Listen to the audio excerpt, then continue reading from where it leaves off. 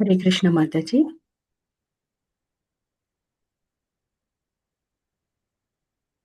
ఏ- హరే కృష్ణ. ధన్వత్ ప్రణామ్. All glories to Srila Prabhupad and Gurudev. ప్రతి శనివారం మరియు ఆదివారం జరిగే మన తెలుగు గీత కాన్ఫరెన్స్ కాల్లో జాయిన్ అయిన భక్తులందరికీ చాలా ధన్యవాదాలండి. ఇవాళ మన మధ్యన పూజ్యశ్రీ అర్చనా భక్తి దేవి మాతాజీ గారు ఉన్నారు. ఆ, చాలా ధన్యవాదాలు మాతాజీ. ఇవాళ మా మధ్యకొచ్చి మాకు ప్రవచనం చేయడానికి మీరు మీ సమయాన్ని కేటాయించినందుకు. మాతాజీ గారు ఇవాళ మనకి ప్రవచనం చేయబోయే అంశం శ్రీమద్ భాగవతం రెండవ స్కందం 1వ అధ్యాయం శ్లోకాలు 37 నుంచి 39 వరకు ప్రవచనం చేయనున్నారండి. మాతాజీ మీరు ఒక చిన్న కీర్తనతో క్లాస్ మొదలు పెట్టొచ్చు మాతాజీ. హరే కృష్ణ. हरे कृष्णा। धन्यवाद माताजी। ధన్యవాదాలు. जय राधा माधव कुंज बिहारी, जय राधा माधव कुंज बिहारी, गोपी जन वल्लभा गिरिवरधारी, गोपी जन वल्लभा गिरिवरधारी,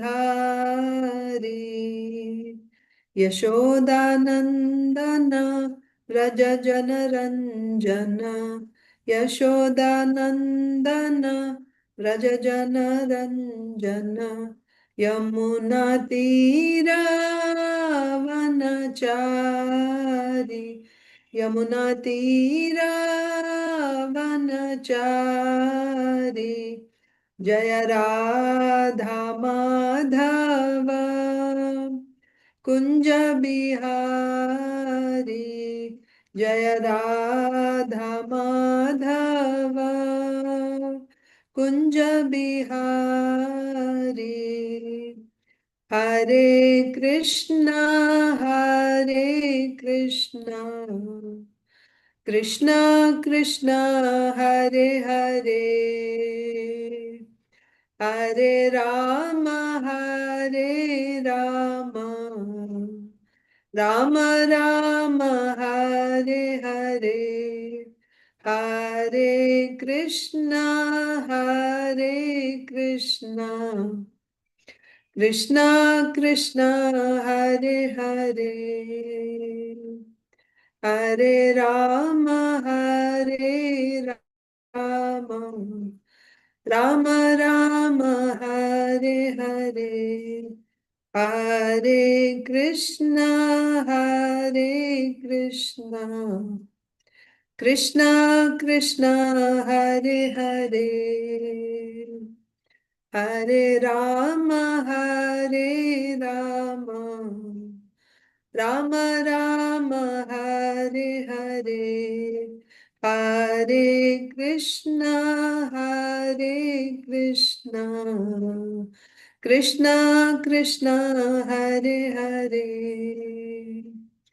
हरे राम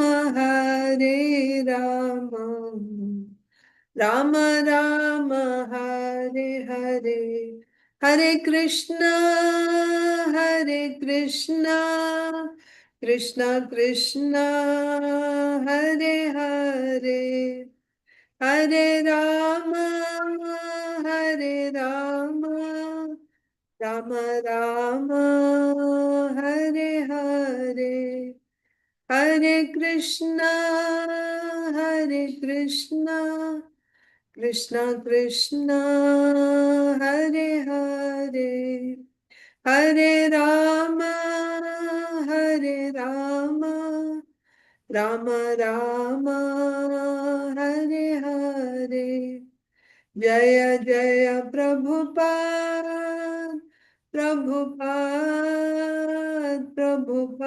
जय जय प्रभुपाद, जय जय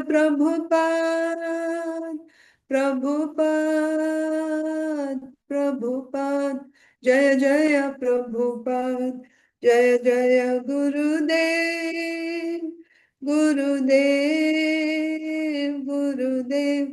जय जय गुरुदेव, जय जय गुरुदेव, गुरुदेव गुरुदेव जय जय गुरुदेव। जय ओम विष्णुपाद परमहंस परिव्राजकाचार्य अष्टोत्तर शत Shri Srimad his divine grace Abhay Charanaravinda Bhakti Vedanta स्वामी श्रील प्रभुपाद की जय। अनंत कोटि वैष्णव वृंद की जय। ग्रंथराज श्रीमद् भागवतम की जय। समवेत गौर भक्त वृंद की जय। ओम नमो भगवते वासुदेवाय। ओम नमो भगवते वासुदेवाय। ओम नमो भगवते वासुदेवाय। नारायणं नमस्कृत्य नरं चैव नरोत्तमं देवीं सरस्वतीं व्यासं ततो जयमुदीरयेत्। नष्टप्रायेष्व भद्रेषु नित्यं भागवत सेवया भगवत्युत्तमश्लोके भक्तिर्भवति नैष्ठिकी। శ్రీమద్భాగవతం రెండవ స్కందం ఒకటవ అధ్యాయం శ్లోక సంఖ్య 37, 38, 39. మీలో ఎవరన్నా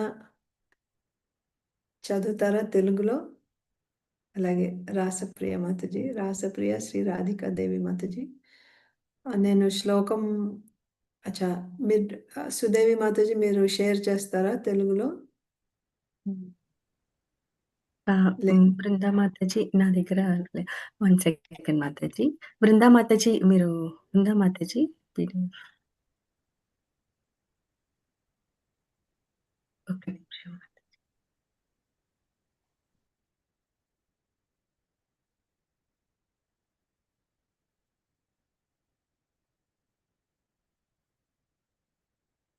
అందులో నేను సాంస్క్రిట్ చదువుతాను.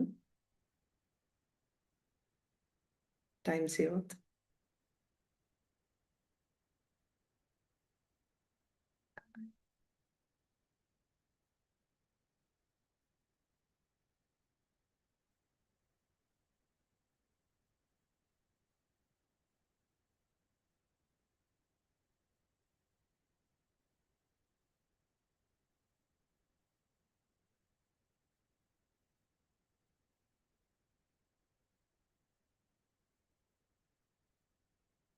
చదవమంటారా సంస్కృత్ శ్లోకం? వెయిట్ చేయనా?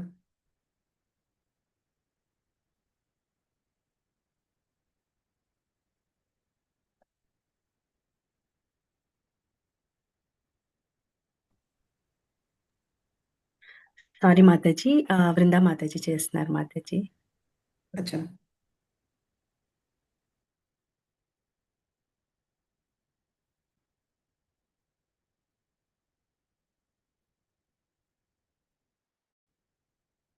క్లాస్ గంట సేపా గంటన్నరా మాతాజీ? గంట సేపు మాతాజీ. తర్వాత ప్రశ్నలు గంట తీసుకోవచ్చు సేపు. మాతాజీ మీకు టైం ఉంటే. Yes.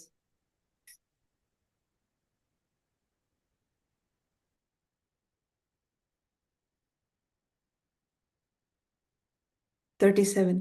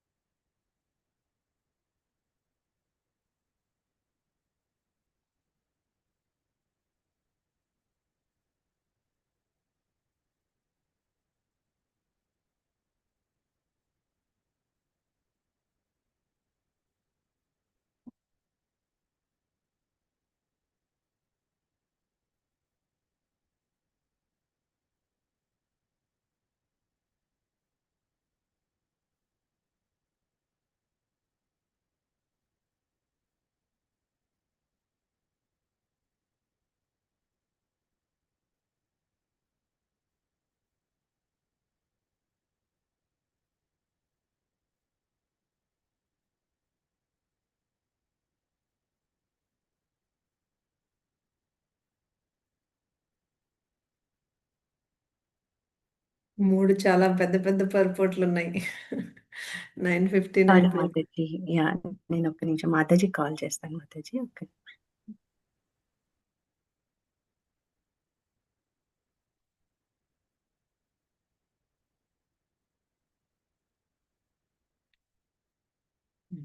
First chapter.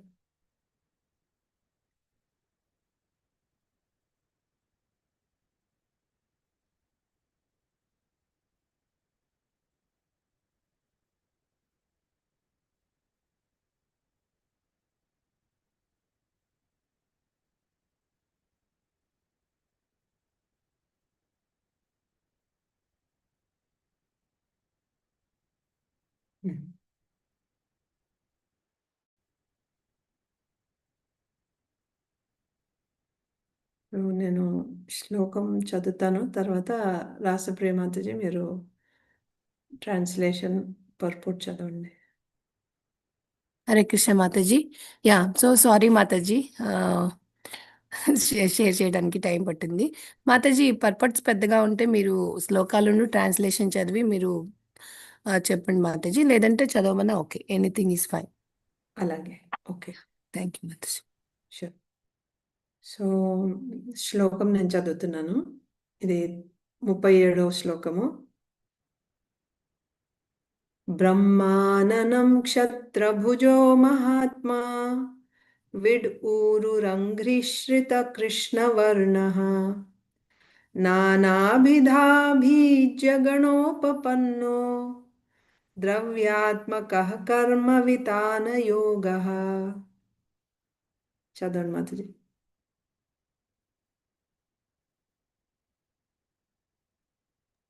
Hare Krishna. బ్రాహ్మణులు విరాట్ పురుషుని వదనము, క్షత్రియులు అతని భుజములు, వైశ్యులు అతని ఊరువులు, శూద్రులు అతని పాదశ్రుతులు అయ్యున్నారు.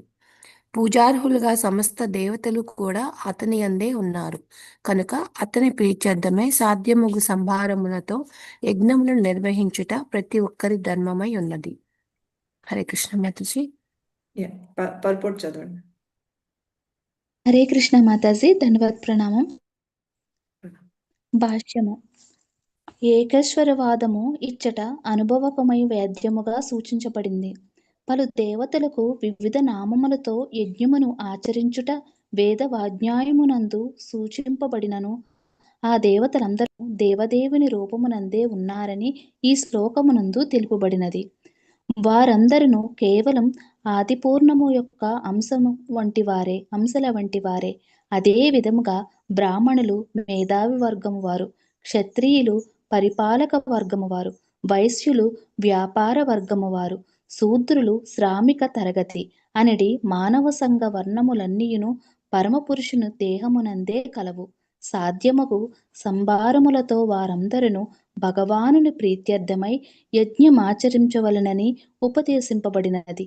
సాధారణముగా యజ్ఞము నెయ్యి మరియు ధాన్యముతో నిర్వహింపబడును. కానీ కాలగతిలో మనుజులు ప్రకృతిచే వసకపడిన పదార్థములను మార్చుచు పలు రకములైన వాటిని తయారు చేసియున్నారు కనుక వారు నెయ్యితోనే కాక తాము తయారు చేసిన వస్తు సముదాయముతో సైతము భగవద్వైభవ ప్రచారమునకు యజ్ఞమాచరించుటకు నేర్వవలను. అదియే మానవ సంగమున పూర్ణత్వమును గొనిరాగలదు. మేధావి వర్గము వారు బ్రాహ్మణులు పూర్వ ఆచార్యులను సంప్రదించి అట్టి యజ్ఞములకై నిర్దేశము నొసగగలరు. పాలకులు అట్టి యజ్ఞ నిర్వహణకు సమస్త సౌకర్యములను సమకూర్చగలరు. యజ్ఞాచరణమునకు అవసరమగు సంభారములను ఉత్పాదించటి వైశ్యులు వాటిని యజ్ఞము కొరకై అర్పించగలరు. ఇక విజయవంతమకు అట్టి యజ్ఞ పరిసమాప్తికై శూద్రులు శ్రమదానము చేయగలరు.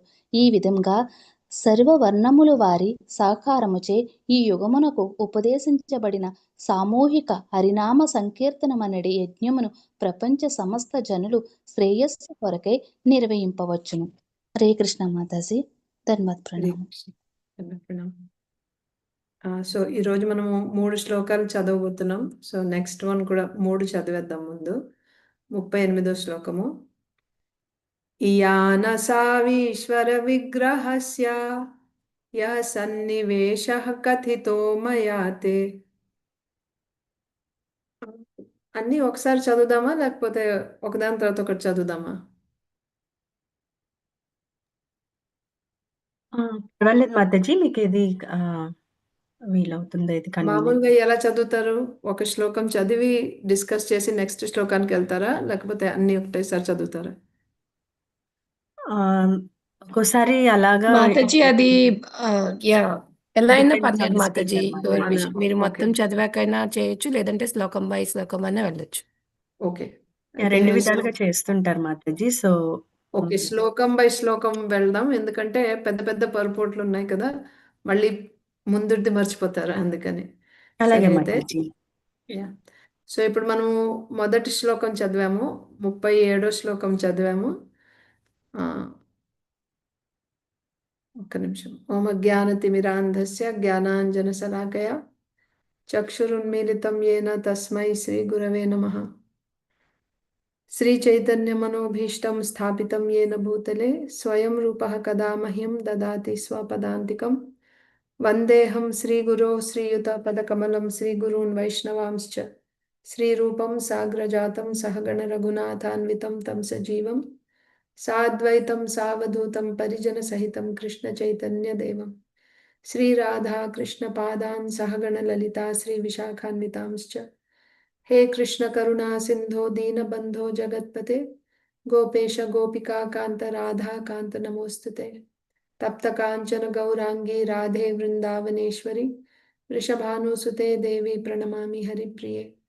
वाञ्छाकल्पतरुभ्यश्च कृपा सिन्धुभ्य एव च पतितानां पावनेभ्यो वैष्णवेभ्यो नमो नमः।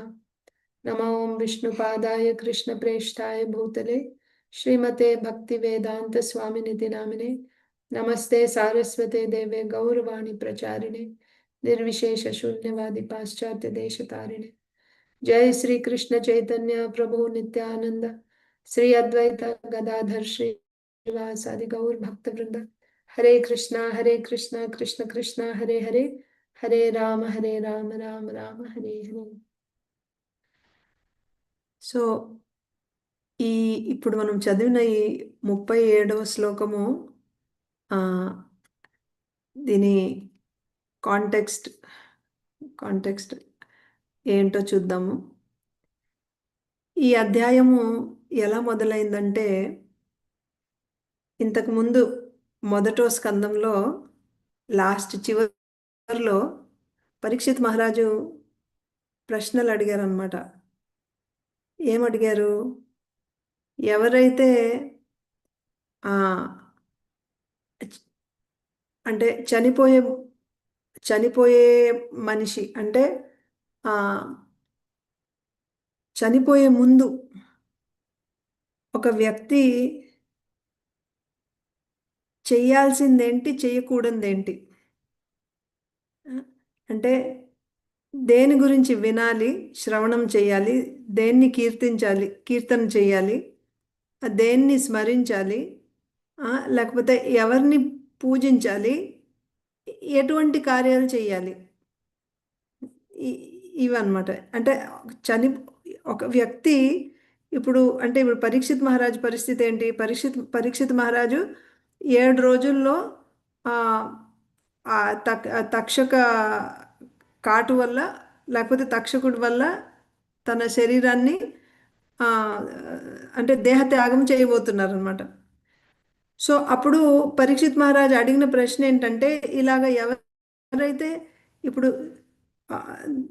దేహత్యాగం చేయడానికి సిద్ధంగా ఎవరైతే ఉన్నారో వాళ్ళు చేయాల్సిన పని ఏంటి, తక్షణ కర్తవ్యం ఏంటి, అలాగే వాళ్ళు చేయకూడని పనులేంటి, దేని గురించి వినకూడదు, అలాగే మాట్లాడకూడదు, కీర్తన చేయకూడదు, ఏ విషయాల గురించి అంటే వాటిని స్మరించకూడదు, ఏ పనులు చేయకూడదు, ఇదన్నమాట.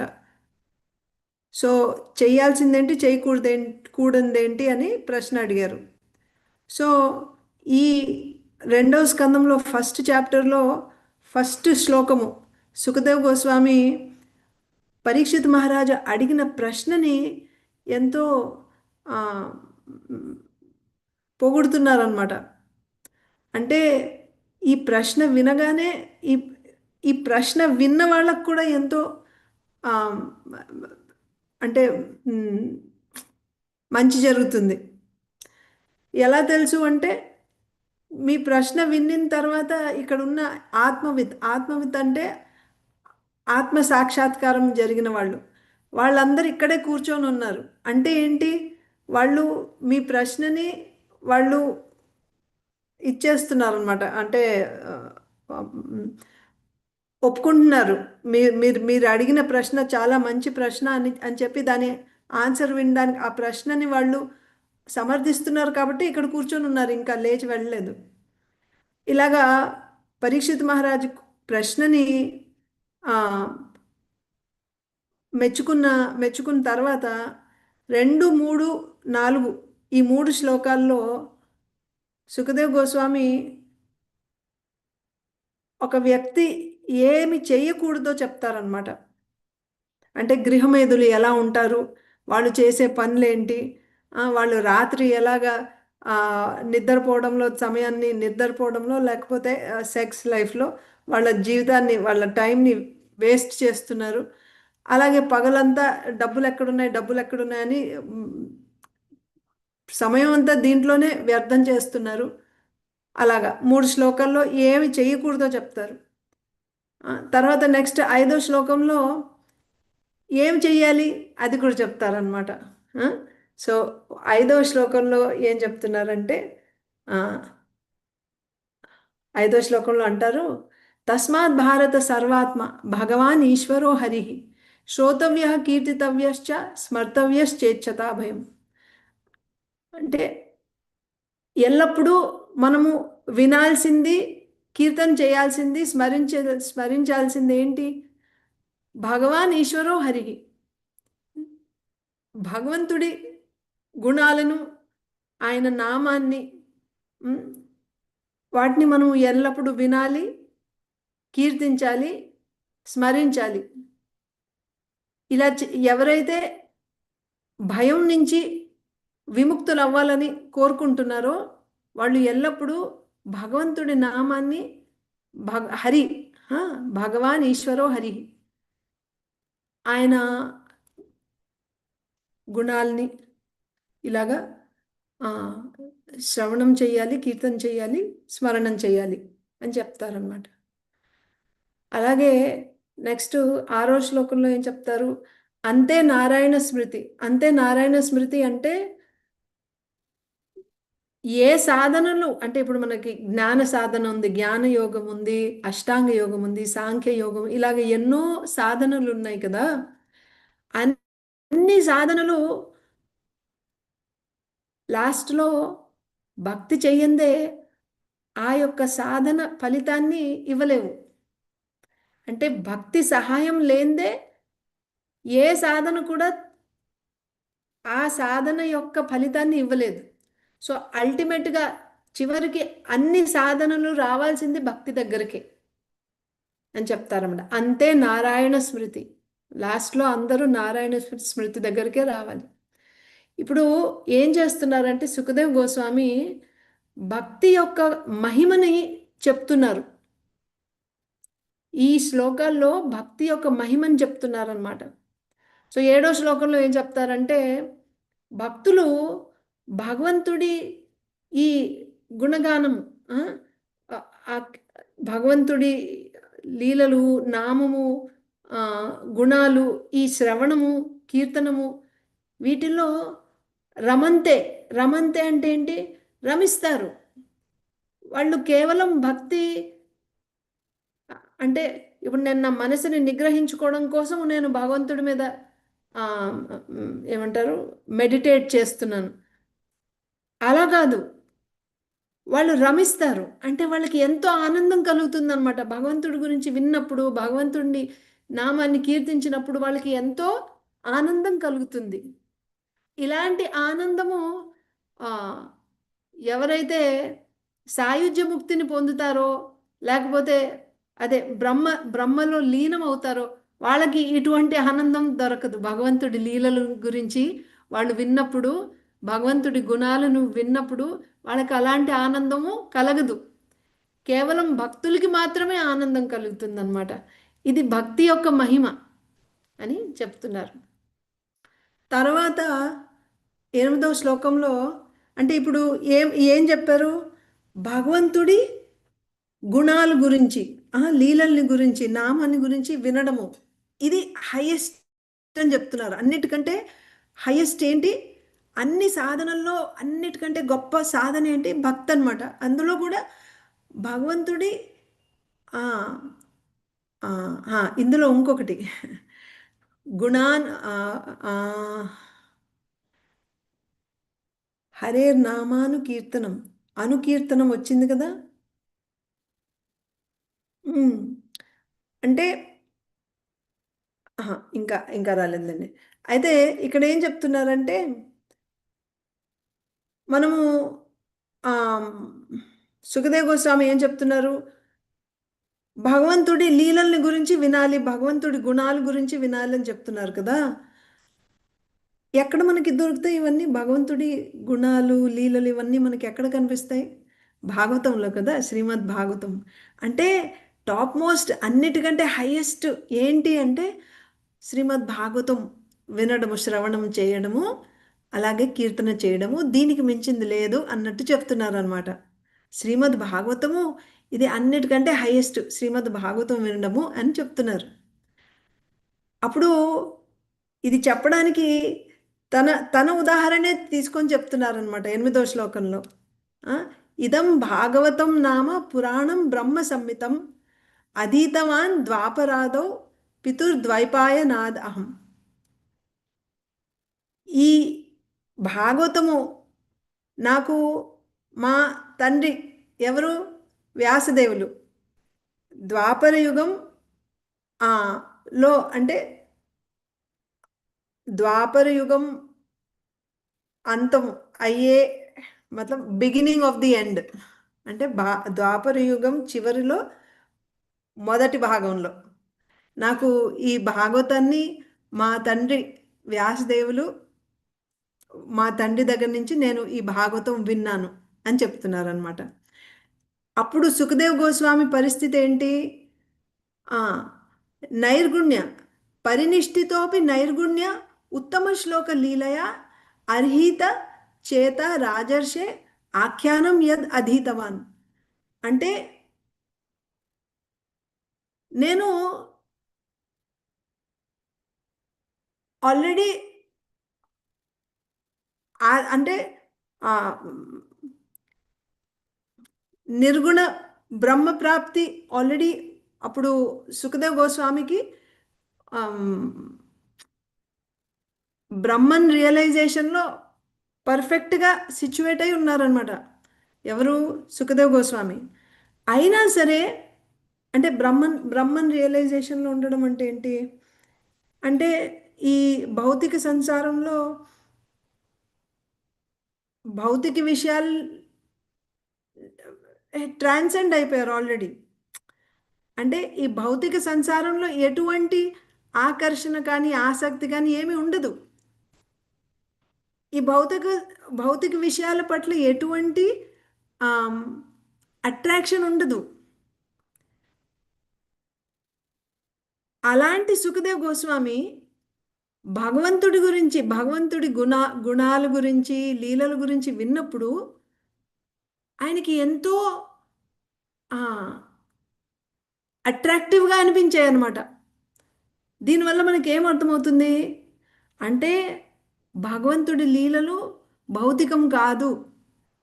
ఆల్రెడీ లిబరేట్ అయిపోయిన వాళ్ళకు కూడా భగవంతుడి లీలలు ఎంతో ఆనందాన్ని ఇస్తాయి అని మనకు అర్థమవుతుంది. అప్పుడు సుఖదేవ్ గోస్వామి ఏమన్నారంటే నేను ఏదైతే విన్నానో మా తండ్రి నుంచి శ్రీమద్ భాగవతము, అండ్ అది విన్నప్పుడు నాకు ఎంతో ఆనందం కలిగింది, అదే సేమ్ భాగవతం ఇప్పుడు నేను నీకు చెప్పబోతున్నాను అని చెప్తారనమాట. సేమ్ అదే భాగవతము నేను ఇప్పుడు నీకు చెప్పబోతున్నాను. తర్వాత పరీక్షిత్ మహారాజ్కి ఒక ప్రశ్న వచ్చింది. సో అన్నిటికంటే హైయెస్ట్ భక్తి అని చెప్పారు కదా మీరు. మరి ఈ భక్తిలో చాలా అంగాలు ఉన్నాయి. వీటిల్లో ఏ అంగం అన్నిటికంటే గొప్పదో చెప్పగలరా అని పరీక్షిత్ మహారాజ్కి ఒక ప్రశ్న వచ్చింది అనుకోండి అప్పుడు. సో ఆ ప్రశ్నకి జవాబుగా సుఖదేవ్ గోస్వామి అంటారు, హరేర్ నామాను కీర్తనం. అవును, ఇప్పుడు మనకి భక్తిలో నవదా భక్తి అంటారు. అంటే 9 అంగాలు ఉన్నాయి కదా: శ్రవణం, కీర్తనం, విష్ణు స్మరణం, పాదసేవనం, అర్చనం, వందనం, దాస్యం, సఖ్యం, ఆత్మ నివేదనం. ఇలాగా ఇవి 9 అంగాలే కాదు, ఇంకా ఉన్నాయి. మనకి శ్రీల రూప గోస్వామి 64 అంగాలు ఇస్తారు ఆ భక్తి రసామృత సింధులో. అంతేకాదు హరిభక్తి విలాస్లో సనాతన్ గోస్వామి ఎన్నో వేల అంగాలు ఇస్తారనమాట, భక్తి అంగాలు. సో వీటన్నిటిలో అన్నిటికంటే గొప్ప అంగం ఏంటి చెప్పగలరా అని పరీక్షిత్ మహారాజ్ ప్రశ్న. అప్పుడు సుఖదేవ్ గోస్వామి ఏం చెప్పారు? హరేర్ నామాను కీర్తనం.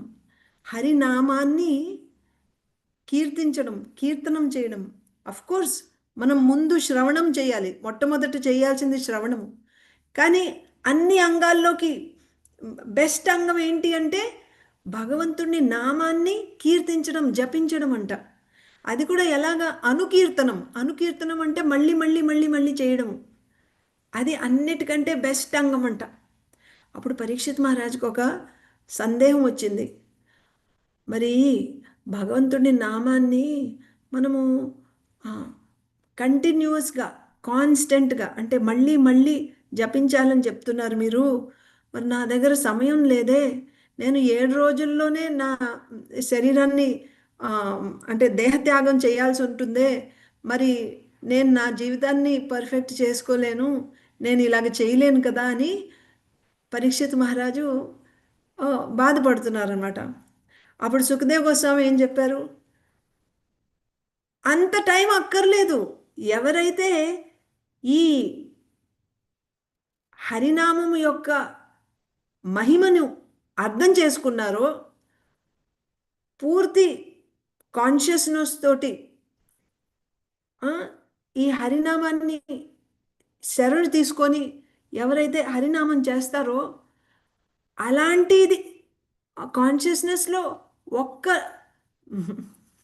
ఏం చెప్తారు, ఒక్క మూమెంట్ అంటే ఒక్క క్షణం అనుకోండి, క్షణం కూడా కాదు, దానికంటే తక్కువ, అంత టైం చాలు. ఎన్నో అంటే ఎన్నో వేల సంవత్సరాలు అక్కర్లేదు. అంటే మనకి సరైన అవగాహన ఉంటే, అంటే ఈ భక్తి మహిమ, హరినామం యొక్క మహిమ ఏంటి అన్న సరైన అవగాహన ఉన్న ఒక్క క్షణం చాలు. అలా కాకుండా కొంతమంది ఎన్నో వందల సంవత్సరాలు బ్రతికారు, కానీ హరినామం గొప్పతనం వాళ్ళకి తెలీదు. అలాంటి జీవితంతో లాభం ఏముంది? అదనమాట సుఖదేవ్ గోస్వామి అంటున్నారు. సో అక్కడ ఒక ఉదాహరణ ఇచ్చి, కట్వాంగ మహారాజు, ఒక రాజు ఉండేవారు.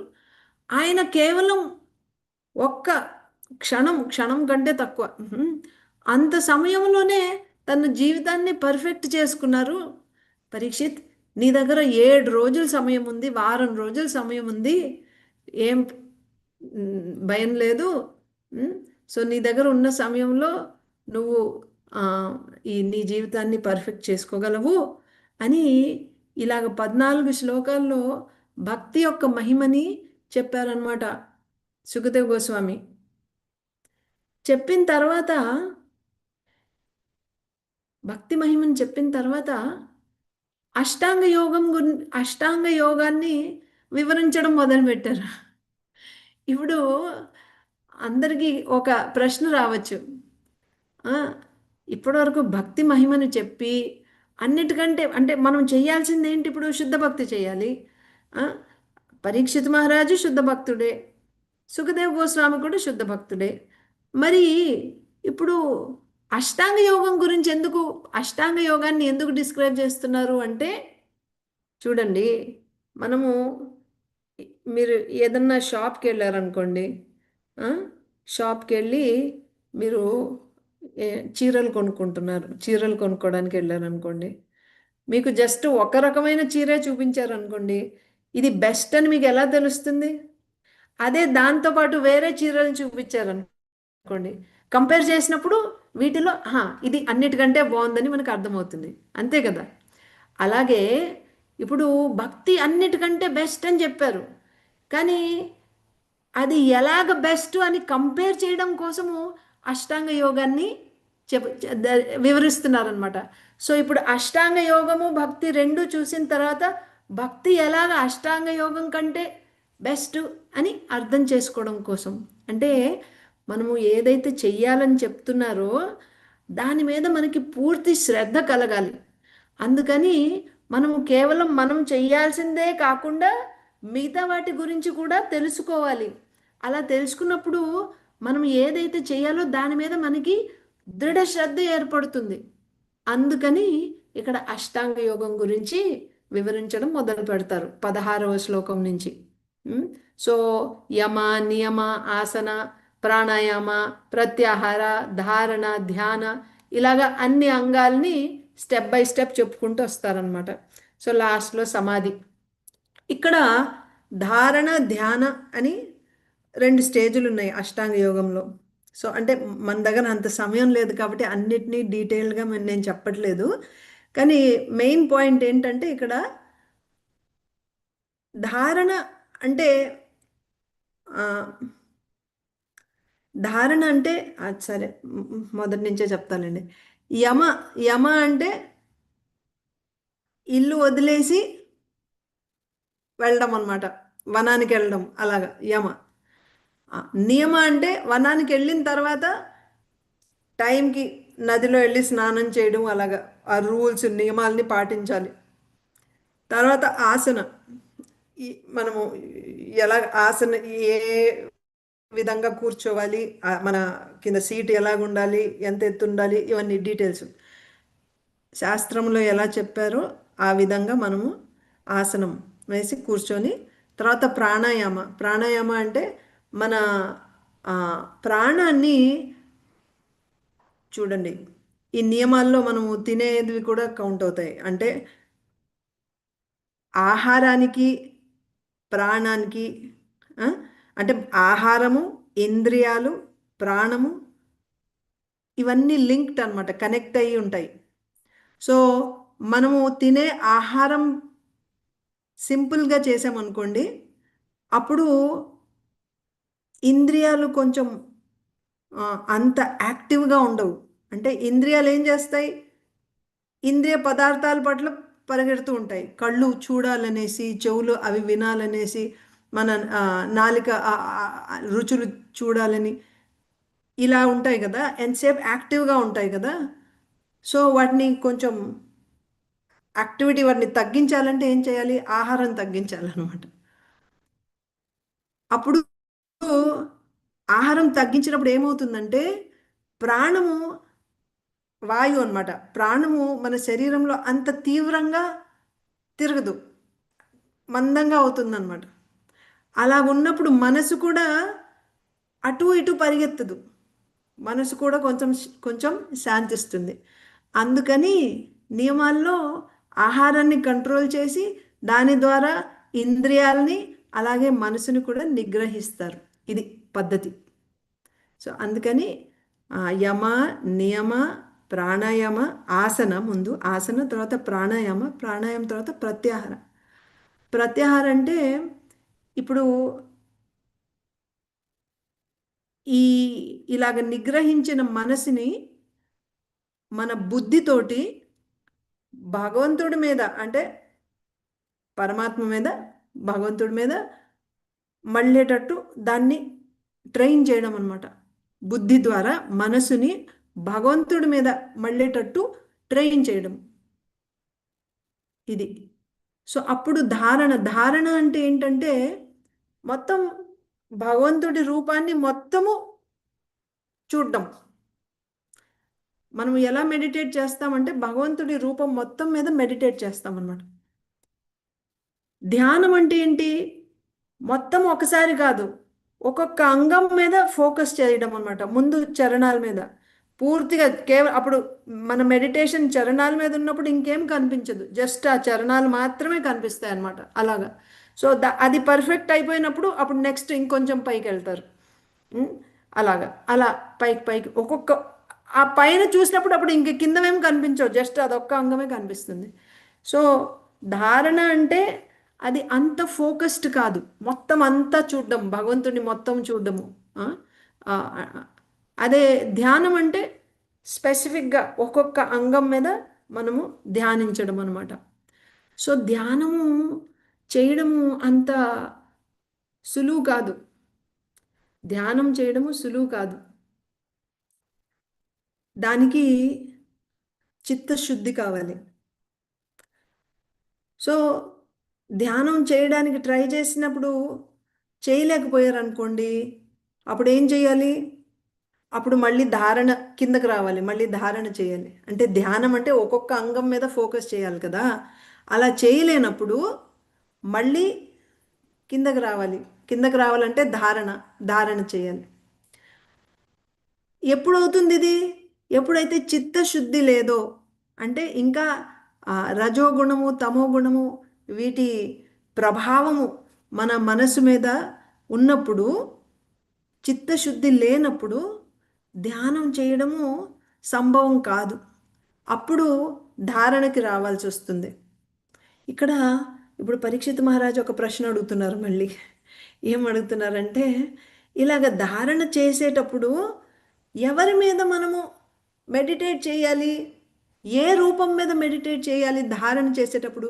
ఇప్పుడు ఎవరి గురించి అడుగుతున్నారు? ఎవరైతే ధ్యానం భగవంతుడి ట్రాన్సెండెంటల్ అంటే ఆధ్యాత్మిక రూపం మీద ధ్యానము, అంటే ఒక్కొక్క అంగం మీద ఫోకస్ చేసి ధ్యానం చేయలేకపోతున్నారో, ఎందుకు చేయలేకపోతున్నారు? ఇంకా మలం ఉందన్నమాట వాళ్ళ మనసులో, చిత్తంలో పూర్తిగా చిత్తశుద్ధి కాలేదు. కాబట్టి వాళ్ళు ధ్యానించలేకపోతున్నారు. అప్పుడు వాళ్ళు ఏం చేయాలి? ధారణ స్టేజ్కి రావాలి. సో ధారణ స్టేజ్కి వచ్చినప్పుడు ఎవరి మీద మెడిటేట్ చేయాలి అని పరీక్షిత్ మహారాజు ప్రశ్న అనమాట. సో దానికి సమాధానంగా ఏం చెప్తున్నారు? ప్రయత్నించాలి ముందు. భగవంతుడి శరీరము భౌతికం కాదు, ఆధ్యాత్మికము. ఆ భగవంతుడి శరీరం మీద మెడిటేట్ చేయడానికి ప్రయత్నించాలి. కానీ చేయలేకపోతున్నారు అనుకోండి, అప్పుడు ఏం చేయాలి? అప్పుడు విరాట్ రూపం మీద ధ్యానించాలి అని చెప్తున్నారు సుఖదేవ్ గోస్వామి. మీరు ఒకవేళ భగవంతుడి ఆధ్యాత్మిక రూపం మీద మీరు ధ్యానం చేయలేకపోతే, అందులో సఫలు కాకపోతే, అప్పుడు మీరు ఏం చేయాలి? విరాట్ రూపము భౌతిక రూపం అన్నమాట. సో విరాట్ రూపం మీద మీరు ధ్యానించాలి అని చెప్తున్నారు. ఎవరు చెప్తున్నారు? సుఖదేవ్ గోస్వామి పరీక్షిత్ మహారాజు చెప్తున్నారు. ఎందుకు చెప్పారు? ఎందుకంటే పరీక్షిత్ మహారాజ్ ప్రశ్న అడిగారు, ఎవరి మీద నేను ధ్యానం చేయాలి? ఇలా నేను కాదు. ఇక్కడ ఇంపార్టెంట్ పాయింట్ ఏంటి? పరీక్షిత్ మహారాజు అడిగే ప్రశ్న తను ఇది ఇప్పుడు ఫాలో చేయబోతున్నారు కాబట్టి అడగట్లేదు. జిజ్ఞాస అంటే అనుకుంటున్నారు అంతే. అంతేగాని ఇప్పుడు నేను ఇప్పుడు అష్టాంగ యోగాన్ని ఫాలో చేస్తానని కాదు. చికీర్ష అంటే ఫాలో చేయడము, జిజ్ఞాస అంటే కేవలం తెలుసుకోవడం కోసం. సో పరీక్షిత్ మహారాజ్ ఎందుకు అడిగారు? తెలుసుకోవడం కోసం అడిగారు అంతే. అదేదో ఇప్పుడు పరీక్షిత్ మహారాజు అడగడానికి వెనకాల కారణము ఇప్పుడు తను కూడా ఇది ఫాలో చేస్తారని కాదు, జస్ట్ తెలుసుకోవడం కోసం అడుగుతారనమాట. అయితే ఇప్పుడు ఈ విరాట రూపం మీద మనం ఎలాగా, ఈ అష్టాంగ యోగి ఎవరైతే ధారణ స్టేజ్లోకి వచ్చి భగవంతుడి ఆధ్యాత్మిక రూపం మీద ధారణ కూడా చేయలేకపోతున్నారు, అప్పుడు అలాంటి యోగి ఈ భౌతికమైన విరాట రూపం మీద ఎలాగా ధ్యానించాలి, లేకపోతే ధారణ ఎలా చేయాలి అన్నది మనకి ఎన్నో శ్లోకాల్లో, అంటే 26 నుంచి 37 వరకు శ్లోకాల్లో మనకి సుఖదేవ్ గోస్వామి చెప్తారనమాట. అంటే ఇప్పుడు మీకు ఒక డయాగ్రామ్ చూపిస్తాను ఉండండి. మన దగ్గర ఎంత టైం ఉందో తెలియదు కానీ ఒక్క నిమిషం. అచ్చా మాతాజీ, నేను షేర్ చేయొచ్చా? స్క్రీన్ షేర్ చేయగలనా? చేయొచ్చు మాతాజీ. మిమ్మల్ని హోస్ట్ చేస్తాను మాతాజీ. ఓకే. నేను స్టాప్ చేస్తాను. ఓకే.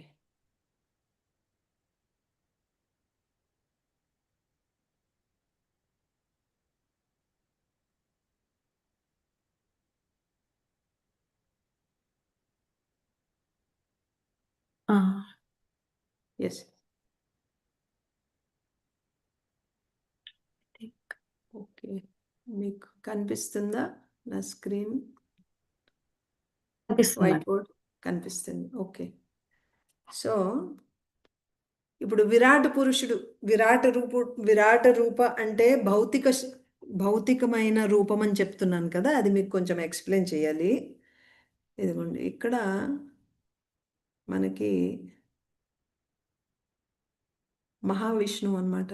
మహావిష్ణువు అంటే కారణోదకశాయి విష్ణు.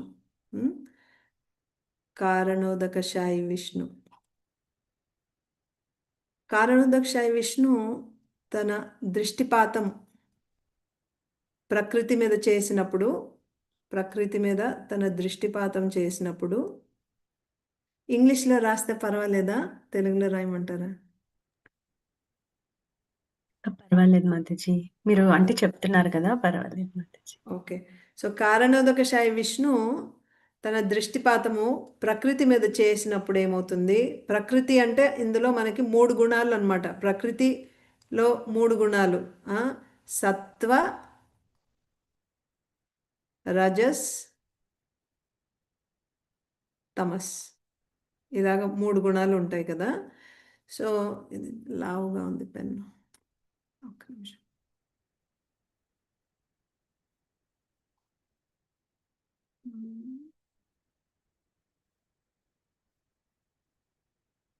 సర్లేండి, తర్వాత చూద్దాం పెన్ సంగతి. ఓకే. సో సో ఈ ప్రకృతి మీద దృష్టిపాతం చేసినప్పుడు టైం అన్నమాట, కాలశక్తి. ఆ దృష్టిపాతం ద్వారా కాలశక్తి, టైం, కాలశక్తి. అలాగే ఈ కారణోదకశాయి విష్ణు శరీరంలో జీవులు, జీవాత్మలు అన్నమాట. ఎలాంటి జీవాత్మలు? అవిద్యతో కప్పబడి ఉన్న జీవాత్మలు వాళ్ళ కర్మలతో అలాగా రెస్ట్ చేస్తూ ఉంటాయన్నమాట. అప్పుడు భగవంతుడు మహావిష్ణువు ఇలాగా వీక్షించగానే, తన దృష్టిపాతం పడగానే ప్రకృతిలోకి ఈ జీవాత్మలు అలాగే ఈ కాలశక్తి ప్రవేశిస్తాయి. అప్పుడు ఈ ప్రకృతి ప్రధానంగా మారుతుందన్నమాట. ప్రధానంలో ఏమేమి ఉన్నాయి? జీవాత్మలు ఉన్నాయి, కాలశక్తి ఉంది, అండ్ ఈ 3 గుణాలు కూడా ఉన్నాయి. అప్పుడు ఈ ప్రధాన కాలశక్తి వల్ల ఈ 3 గుణాలలో యాజిటేషన్ అవుతుందన్నమాట.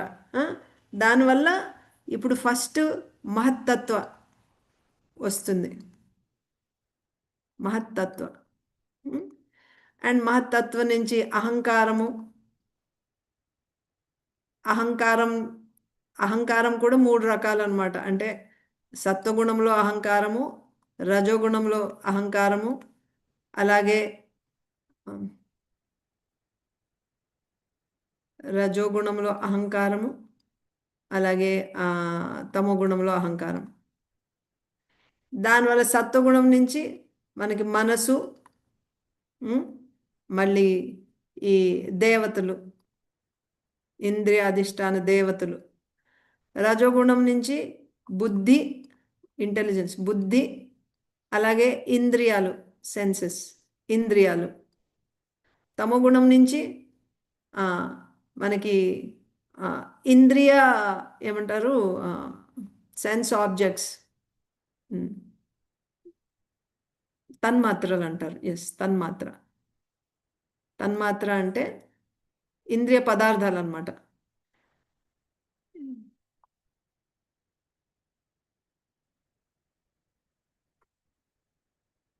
ఓహో, ఎనీవే, తన్మాత్ర ఆర్ తన్మాత్ర ఇంద్రియ పదార్థాలు. అలాగే గ్రోస్ ఎలిమెంట్స్ అంటే పంచభూతాలు అంటారు చూడండి. ఇవన్నీ కలిపి ఎన్ని అయ్యాయి? ఇవి మొత్తం కలిపి అంటే ఇక్కడి నుంచి 1 2 3 4 ఇవి 5 కాబట్టి 4 + 5 9 అయిపోయాయి. ఇవి ఇంకో 5 9 + 5 14. ఇవి ఇంకో 5 14 + 5 19. తర్వాత మహత్తత్వ, అహంకారము 1 2 3 4. తర్వాత ఇవి 1 ఇక్కడ సెన్సెస్ కూడా 10 ఉన్నాయి. 5 కాదు 10, ఇక్కడ 10 సెన్సెస్. ఎందుకంటే 5 జ్ఞానేంద్రియాలు 5 కర్మేంద్రియాలు, ఇవి 10 ఉన్నాయి. సో 1 ఇది రెండోది 3 4 ఇవి ఇవి 10 ఇది 5 ఇవన్నీ 20 అనమాట. సో మొత్తం మనకి 24 పదార్థాలు అనమాట. 24 పదార్థాలు ఫామ్ అవుతాయి. అప్పుడు మళ్ళీ ఈ కారణోదకశాయి విష్ణు ఇంకో శక్తి, రెండో శక్తి. ఇక్కడ కాలశక్తి కదా ఫస్ట్ టైము. రెండోసారి ఇప్పుడు బిభ్రిత్ శక్తి అంటారు. బిభ్రిత్ శక్తి లేదా సంహనన శక్తి అంటారు. దీనివల్ల ఈ 24 పదార్థాలు దగ్గరకు వచ్చి ఎన్నో బ్రహ్మాండాల్ని తయారు చేస్తాయి అన్నమాట. కోటాను కోట్లు, ఎన్నో మనకు తెలీదు అన్ని బ్రహ్మాండాలు ఉంటాయి అన్నమాట. మనం ఉండేది ఒక బ్రహ్మాండంలో, ఇలాగ ఎన్నో బ్రహ్మాండాలు. అప్పుడు ఈ కారణోదకశాయి విష్ణు ప్రతి ఒక్క బ్రహ్మాండంలోకి ప్రవేశిస్తారు. ఎలాగా? గర్భోదకశాయి విష్ణు రూపంలో ప్రవేశిస్తారు ప్రతి ఒక్క బ్రహ్మాండంలోకి. ఈ కారణోదకశాయి విష్ణువే గర్భోదకశాయి విష్ణు రూపంలో ప్రవేశిస్తారనమాట. ఇప్పుడు నేను ఒక్క బ్రహ్మాండాన్ని ఎగ్జాంపుల్గా తీసుకొని మీకు చూపిస్తాను. ఇలాగ బ్రహ్మాండాలు, అండ అంటే ఏంటి? గుడ్డు.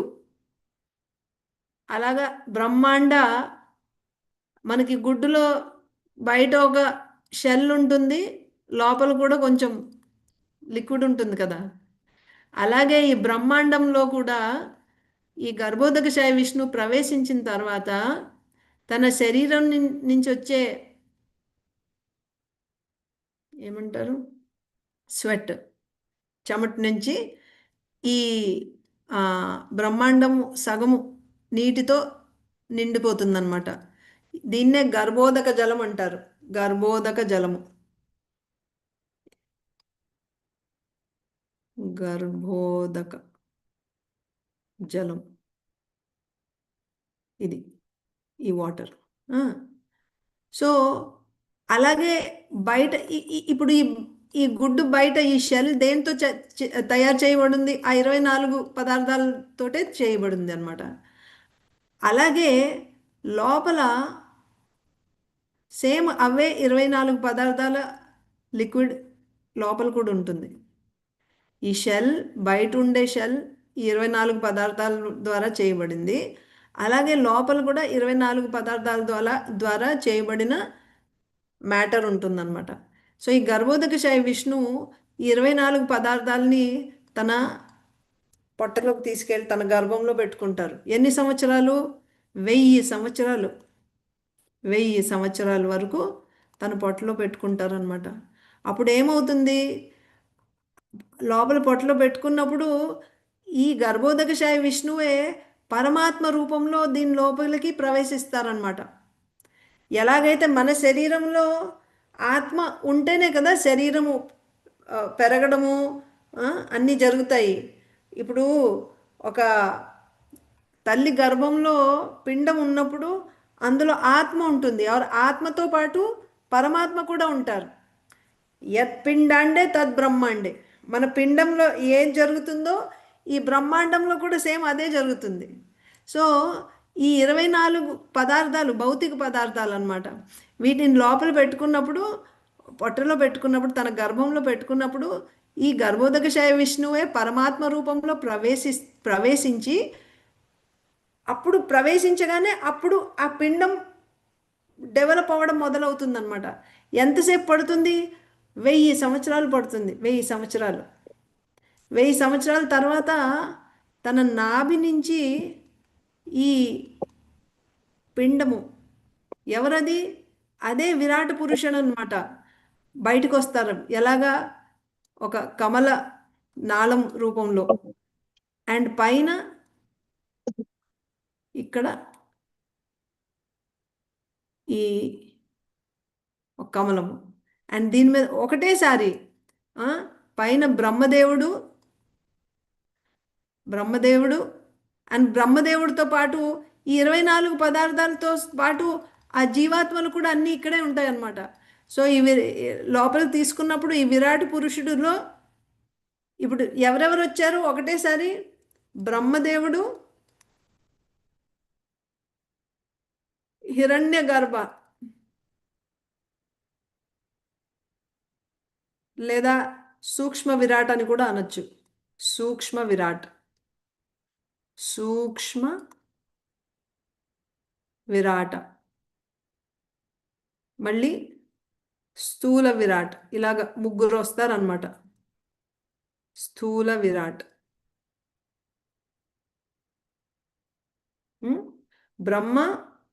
బ్రహ్మదేవుడు, సూక్ష్మ విరాట, స్థూల విరాట. సూక్ష్మ విరాట, స్థూల విరాట ఎక్కడ ఉంటారు? ఈ కమల నాళంలో ఉంటారనమాట. అండ్ పైన ఉండే ఈ కమలంలో బ్రహ్మదేవుడు. వీళ్ళందరూ అంటే ముగ్గురు ఒకటేసారి బయటకు వస్తారు. అండ్ ఈ బ్రహ్మదేవుడి దగ్గర అందరూ ఆ జీవాత్మలు వాళ్ళ వాళ్ళ కర్మలతో పాటు బ్రహ్మదేవుడి దగ్గర ఉంటారు. ఇప్పుడు ఈ బ్రహ్మదేవుడు ఈ విరాట, సూక్ష్మ విరాట, స్థూల విరాట నుంచి కావలసిన పదార్థాలను తీసుకొని ఒక్కొక్క జీవాత్మకి శరీరాన్ని ఇస్తారనమాట. ఇదంతా నేను మీకు ఎందుకు చెప్పానంటే గర్భోదకశయ విష్ణు రూపం ఎలా ఉంటుంది? ఎన్నో వేల తలలు, అలాగే ఎన్నో వేల చేతులు, కాళ్ళు, ఇదనమాట గర్భోదకశయ విష్ణు రూపము. అలాగే ఇంతకుముందు చెప్పాను చూడండి, ఈ మహావిష్ణు కారణోదకశయ విష్ణు కూడా సేమ్ అలాగే ఎన్నో వేల తలలు, చేతులు, కాళ్ళు. ఇది కారణోదకశయ విష్ణు, మళ్ళీ ఇక్కడ గర్భోదకశయ విష్ణు. గర్భోదకశయ విష్ణు నుంచి పుట్టిన విరాట రూపం ఎలా ఉంటుంది చెప్పండి?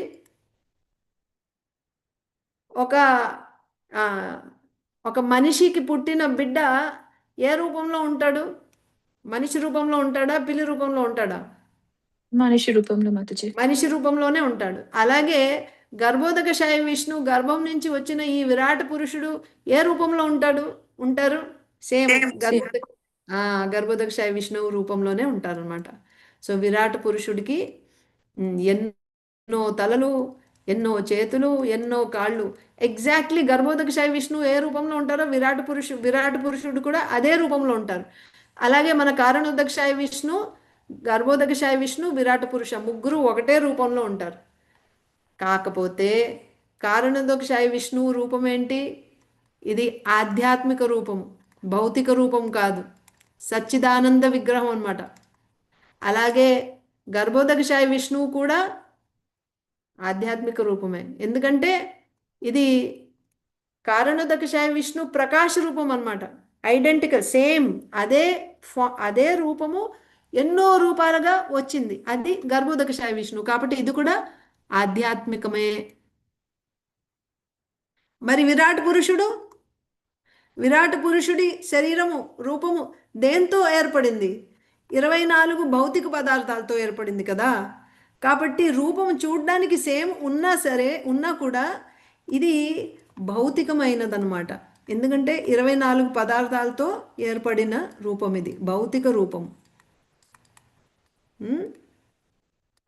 విరాట పురుషుడి రూపము భౌతికమైన రూపము. ఇది మీరు ఇంతవరకు అర్థం చేసుకుంటే ఈ చాప్టర్ ఇంకా మీకు అర్థమైపోయినట్టే.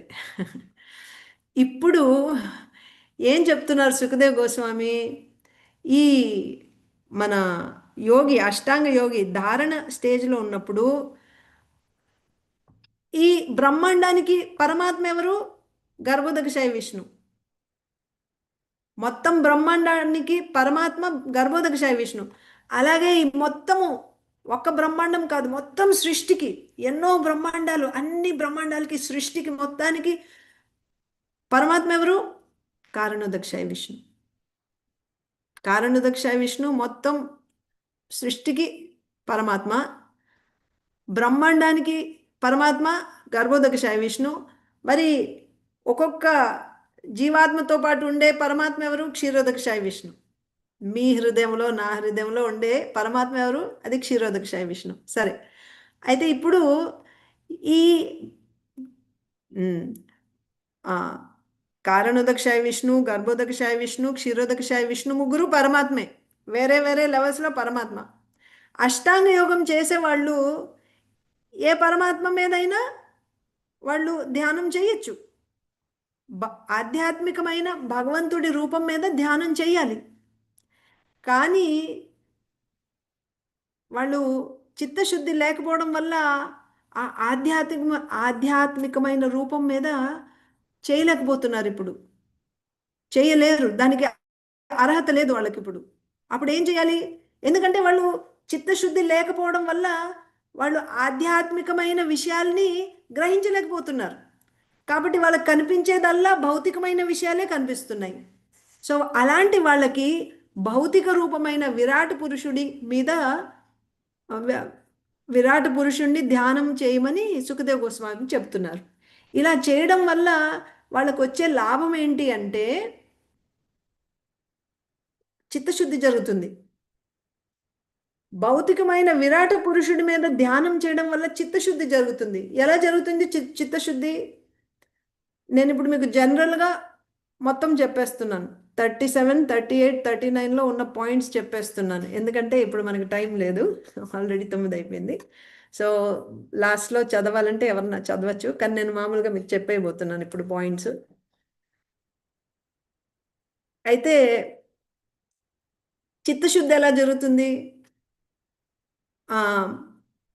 ఎలా జరుగుతుందంటే ఈ యోగి ఈ మొత్తం తను చూసే ఏ పదార్థాన్నైనా సరే, అది పదార్థం కానివ్వండి, మనిషి కానివ్వండి, నది కానివ్వండి, ఏదన్నా సరే అన్నిటినీ ఆ విరాట పురుషుడి శరీరంలో ఉండే అంగాలుగా చూస్తాడనమాట. ఇప్పుడు నది చూశాడు అనుకోండి, అదే ఆ శ్లోకాలు 26 నుంచి 37 వరకు ఉండే శ్లోకాల్లో ఈ అతను ఎలాగ ధారణ ఎలా చేయాలి అని ఎక్స్ప్లెయిన్ చేస్తున్నారు. ఎలాగ ఇమాజిన్ చేసుకోవాలి, ఊహించుకుంటాడు అనమాట. ఎందుకంటే అతను కనిపించట్లేదు కదా, విరాట పురుషుడు ఇంత పెద్ద పురుషుడిని ఎలా చూస్తాడు? అందుకని అతను ఊహించుకోవాలి. అవి ఊహించుకుంటున్నాడు కాబట్టి నిజంగా విరాట పురుషుడు లేరు అని అనుకోకూడదు. విరాట పురుషుడు నిజంగా ఆయనకు ఒక రూపం ఉంది. ఏంటి ఆయన రూపము? గర్భోదకశయ విష్ణు రూపమే. కానీ ఈ యోగి ఇప్పుడు ఆ రూపాన్ని తను మనసులో ధ్యానం చేయలేకపోతున్నాడు. కాబట్టి అతను ఊహించుకోవాలి. ఏమని ఊహించుకోవాలి? ఆయన పాదాల దగ్గర ఈ పాతాళం ఉన్నట్టు, ఇంకొంచెం పైకి వెళ్తే రసాతలము, ఇంకొంచెం పైకి వెళ్తే మహాతలము, తలాతల, అలాగనమాట. అతల, వితల, సుతల, ఈ అన్ని ప్లానెట్స్ ఈ విరాట పురుషుడి వేరే వేరే బాడీ పార్ట్స్ దగ్గర ఉన్నట్టు అతను ఊహించుకోవాలి. ఇలా ఊహించుకున్నప్పుడు అంతేకాదు, ఈ కొండలు, నదులు, ఇంకేమన్నా సరే అన్నీ ఆ విరాట పురుషుడిలో, ఆయన శరీరంలో ఉండే అంగాలుగా చూస్తాడు. ఇలా చేయడం వల్ల చిత్తశుద్ధి ఎలా జరుగుతుందంటే మనకి ఇప్పుడు ఏదన్నా వస్తువు, మంచి వస్తువు ఉందనుకోండి, దాన్ని నేను భోగించాలన్న కోరిక కలుగుతుంది కదా.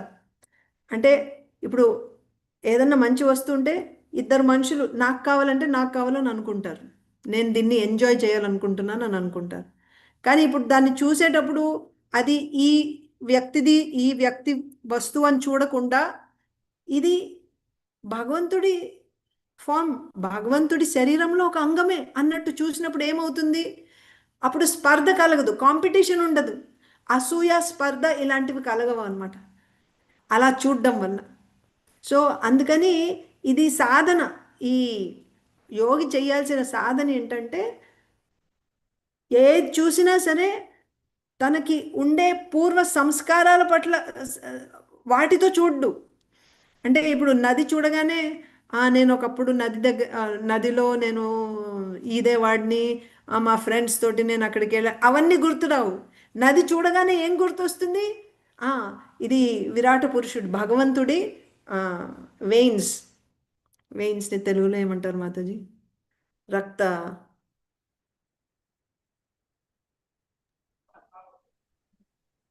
నరాలు అంటారు. రక్తనాళాలు.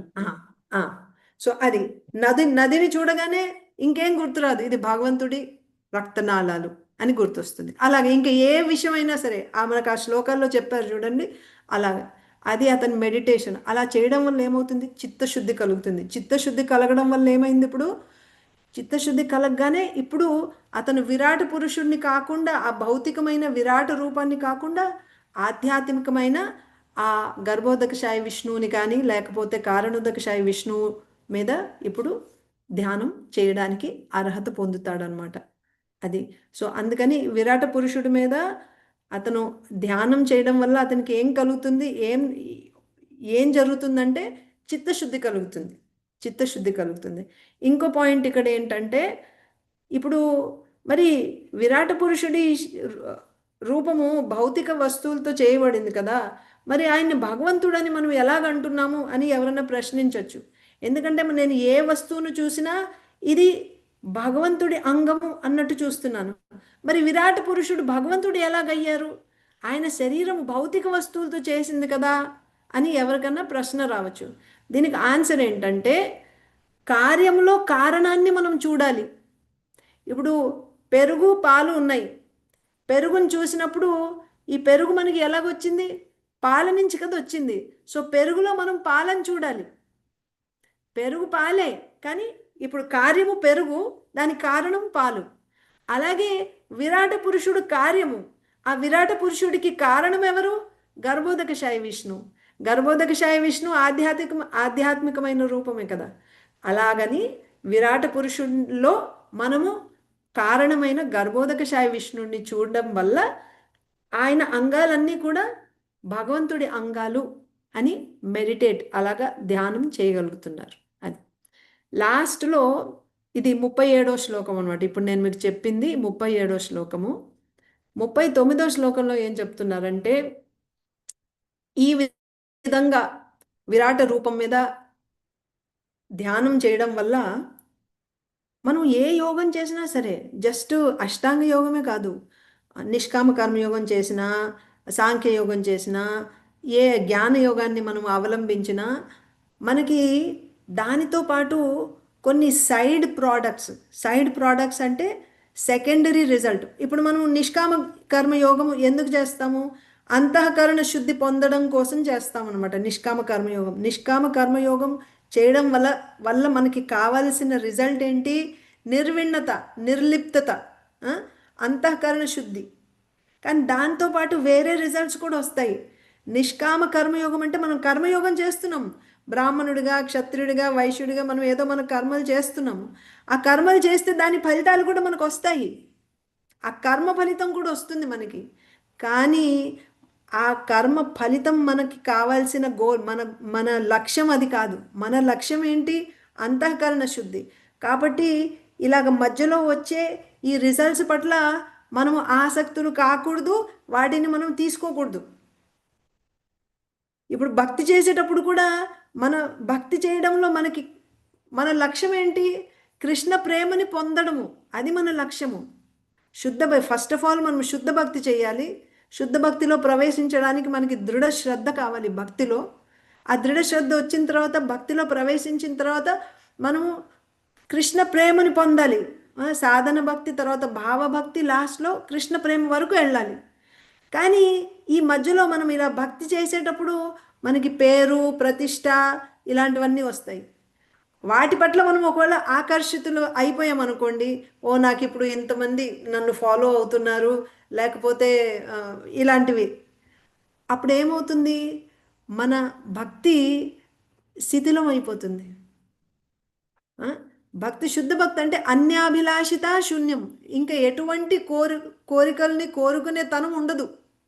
కేవలం భగవంతుణ్ణి నేను ప్రసన్నం చేయాలన్న కోరిక తప్పితే వేరే భుక్తి, ముక్తి ఇలాంటి కోరికలు ఏమీ ఉండకూడదు అన్నమాట. అది శుద్ధ భక్తి. కానీ మనం భక్తి చేసేటప్పుడు భక్తి ఏమంటారు, అనర్థాలు అంటారు వీటిని. అనర్థాలు ఎందుకు, మనకు అవసరం లేదవి, అయినా అవి వస్తుంటాయి. భక్తికృత అనర్థాస్ అన్నమాట. ఈ పేరు, ప్రతిష్టలు ఇలాంటివి. అవి వచ్చినప్పుడు మనము వస్తున్నాయి కదా అని తీసేసుకున్నాం అనుకోండి, అప్పుడు ఏమవుతుంది, మన భక్తి శిథిలం అయిపోతుంది. అలాగే ఈ అష్టాంగ యోగి కూడా ధారణం చేస్తున్నాడు. ఇప్పుడు ధారణ ఎలా చేస్తున్నాడు, ఏ వస్తువుని చూసినా దాన్ని భగవంతుడి అంగంగా చూస్తున్నాడు అనమాట. అది అతని సాధన. అలా చేయడం వల్ల అతనికి ఎన్నో సిద్ధులు లభిస్తాయి. ఆ సిద్ధుల పట్ల అతను ఆకర్షుడు అయిపోయాడు అనుకోండి, అప్పుడు ఏమవుతుంది, అతని అష్టాంగ యోగం శిథిలం అయిపోతుంది. శిథిలం అయిపోతే ఇప్పుడు ఆల్రెడీ అతను ధ్యానం చేయడానికి అర్హత లేకపోవడం వల్ల ధారణ చేస్తున్నాడు. ఇప్పుడు ఆ ధారణ నుంచి కూడా కింద పడిపోతాడు, ధారణ కూడా చేయలేడు, వీక్ అయిపోతాడు. అందుకని వాటి పట్ల అష్టాంగ యోగి ఆకర్షుడు కాకూడదు అని సుఖదేవ్ గోస్వామి చెప్తున్నారనమాట. ఎలాగంటే ఎలాగ దాని నుంచి ఎలా తప్పించుకోవాలి. ఇప్పుడు అతనికి సిద్ధులు వచ్చాయి కదా, సిద్ధుల వల్ల అతనికి అన్నీ కనిపిస్తున్నాయి, అన్నీ వేరే వేరే గ్రహాలు అన్నీ కనిపిస్తున్నాయి. ఇవన్నీ నేను ఎన్నోసార్లు ఇంతకుముందు జన్మల్లో నేను చూశాను, అనుభవించేశాను, వీటిలో ఏమి లేదు, ఏం ఆనందం లేదు, ఈ తుచ్చమైన వాటి కోసము నేను నా యోగాన్ని ఏమంటారు త్యాగం చేయలేను అని చెప్పేసి వాటిని వదిలేసేయాలన్నమాట. అలా ఆ బుద్ధితోటి, తన బుద్ధితోటి, తన స్ట్రాంగ్ ఇంటెలిజెన్స్ బుద్ధితోటి వాటిని రిజెక్ట్ చేసేయాలి. ఇలాగ వచ్చే సైడ్ ప్రోడక్ట్స్ని రిజెక్ట్ చేసేయాలి అని చెప్తున్నారు. ఇంకొక ఎగ్జాంపుల్ ఏం చెప్తారంటే, మనం నిద్రపోయేటప్పుడు రాత్రి కలలు కంటాం కదా, కలల్లో కూడా అంటే ఏవో అనుభవిస్తూ ఉంటాము, మంచి తినే పదార్థాలు కానివ్వండి, ఇంకేమన్నా సరే అనుభవిస్తాం. సో కలల్లో అంటే స్వప్నంలో మనకి వచ్చేవి అవి కూడా భగవంతుడి నుంచే వస్తున్నాయి. మనకి మన కర్మని అంటే మనము జాగృత అవస్థలో ఉన్నప్పుడు మనము అనుభవించామనుకోండి, ఆ అనుభవించడం వల్ల మన కర్మ ఇదైపోతుంది, అంటే నశించిపోతుంది, దాన్ని మనం యూజ్ చేసేసుకుంటున్నాం. ఒక్కొక్కసారి ఏమవుతుందంటే జాగృత అవస్థలో కర్మని మనం అనుభవించాల్సిన అవసరం లేకుండా స్వప్నంలోనే దాన్ని మనం అనుభవించి ఆ కర్మ అక్కడ నశించిపోతుంది. అలా కూడా అవుతుంది. అంటే ఏం చెప్తున్నారంటే ఇక్కడ కళల్లో మనం ఏదైతే అనుభవిస్తున్నామో అది కూడా భగవంతుడి నుంచే వస్తుంది మనకి. కానీ మనము కళల్లో వచ్చే దానికి ఎక్కువ ఇంపార్టెన్స్ ఇస్తామా? లేదు కదా. రాత్రి పడుకున్నాము, పొద్దున్న లేవగానే దాన్ని ఇంకా మర్చిపోయి మన పనులు మనం చేసుకుంటాము. అలాగే ఈ అష్టాంగ యోగి కూడా అష్టాంగ యోగం చేయడం వల్ల వచ్చే వేరే సైడ్ ప్రోడక్ట్స్ని కళల్లో వచ్చిన అనుభవించే వస్తువులాగా వాటికి ఇంపార్టెన్స్ ఇవ్వరన్నమాట. అవి వస్తూ పోతూ ఉంటాయి, దాన్ని పట్టించుకోకుండా తన లక్ష్యంనే చూసి ఈ అష్టాంగ యోగంలో ముందుకు సాగిపోతూ ఉండాలి అని చెప్తున్నారనమాట. సో నేను చెప్పాల్సింది చెప్పేశాను. ఎవరైనా 38, 39 కొంచెం శ్లోకం మీరు చదివితే కంప్లీట్ చేసేస్తాం మనం. ఇంకా ఎక్స్ప్లెనేషన్ ఏం లేదు, ఎక్స్ప్లెనేషన్ అయిపోయింది. జస్ట్ 38, 39 జస్ట్ మీరు చదవండి. సో ఈ చాప్టర్ కంప్లీట్ అవుతుంది. షూర్ మాతాజీ, నేను షేర్ చేస్తాను మాతాజీ స్క్రీన్. యా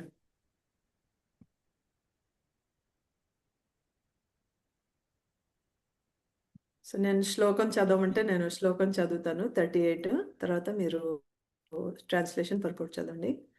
యానసావీశ్వర విగ్రహస్య యః సన్నివేశః కథితో మయా తే సంధార్యతేస్మిన్ వపుషి స్థవిష్ఠే మనస్వబుద్ధ్యా నయతోస్తి కించిత్.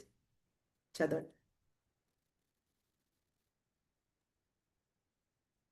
హరే కృష్ణ మాతాజీ, చదవమంటారా? చదవండి. ఎస్ మాతాజీ. ఈ విధముగా భగవానుని స్థూలమగు భౌతిక విరుడ్ర ఉపభావనను నేను నీకు వివరించితిని.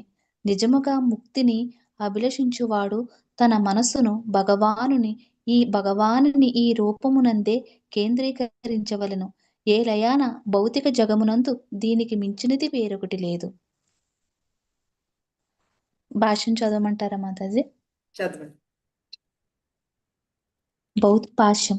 భౌతిక ప్రకృతి అనునది కేవలం తన అజ్ఞానవర్తి మాత్రమేనని పూర్ణ పురుషోత్తముడగు శ్రీకృష్ణ భగవానుడు భగవద్గీత 9వ అధ్యాయం 10వ శ్లోకం యందు నిశ్చయముగా వివరించి ఉన్నాడు. అది భగవానుని శక్తులలో ఒకటిగా నుండి అతని నిర్దేశమునందే వర్తించును. పరమ దివ్య ప్రభువుగా అతడు మహాతత్వముపై దృష్టిని సారించినంతనే భౌతిక పదార్థమునందు చలనము కలిగి పరిణామ కార్యములు 6 విధములకు క్రమానుగత మార్పులుగా వ్యక్తమగును. భౌతిక సృష్టి అంతయు ఈ విధముగానే నడుచుచున్నది. ఈ రీతి ఆది కాలంలో వ్యక్తమగుచు అదృశ్యమగుచుండును. జ్ఞానరహితులకు అల్పజ్ఞులు శ్రీకృష్ణ భగవానుని ఈ అచింత్య శక్తి భావనను అవగతము చేసుకొన చాలరు. దాని ద్వారానే అతడు సామాన్య మానవుని వలె అవతరించును. భగవద్గీత 9వ అధ్యాయం 11వ శ్లోకంలో భౌతిక జగత్తునందు మనలో ఒకనిగా ఆ దేవదేవుని ఆవిర్భావము కూడా పతిత జీవులపై అతని నిర్హేతుక కరుణయై ఉన్నది. సమస్త భౌతిక భావనలకు అతడు పరుడైనప్పటికీ శుద్ధ భక్తుల ఎడగల అపార కరుణచే అవతరించి దేవదేవునిగా తనను తాను వ్యక్తపరుచుకొనును.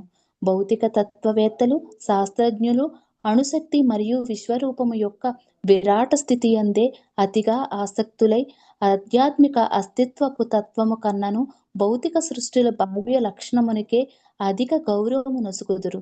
కాని భగవానుని రూపం అట్టి భౌతిక కర్మల పరిధికి అతీతమై ఉన్నది.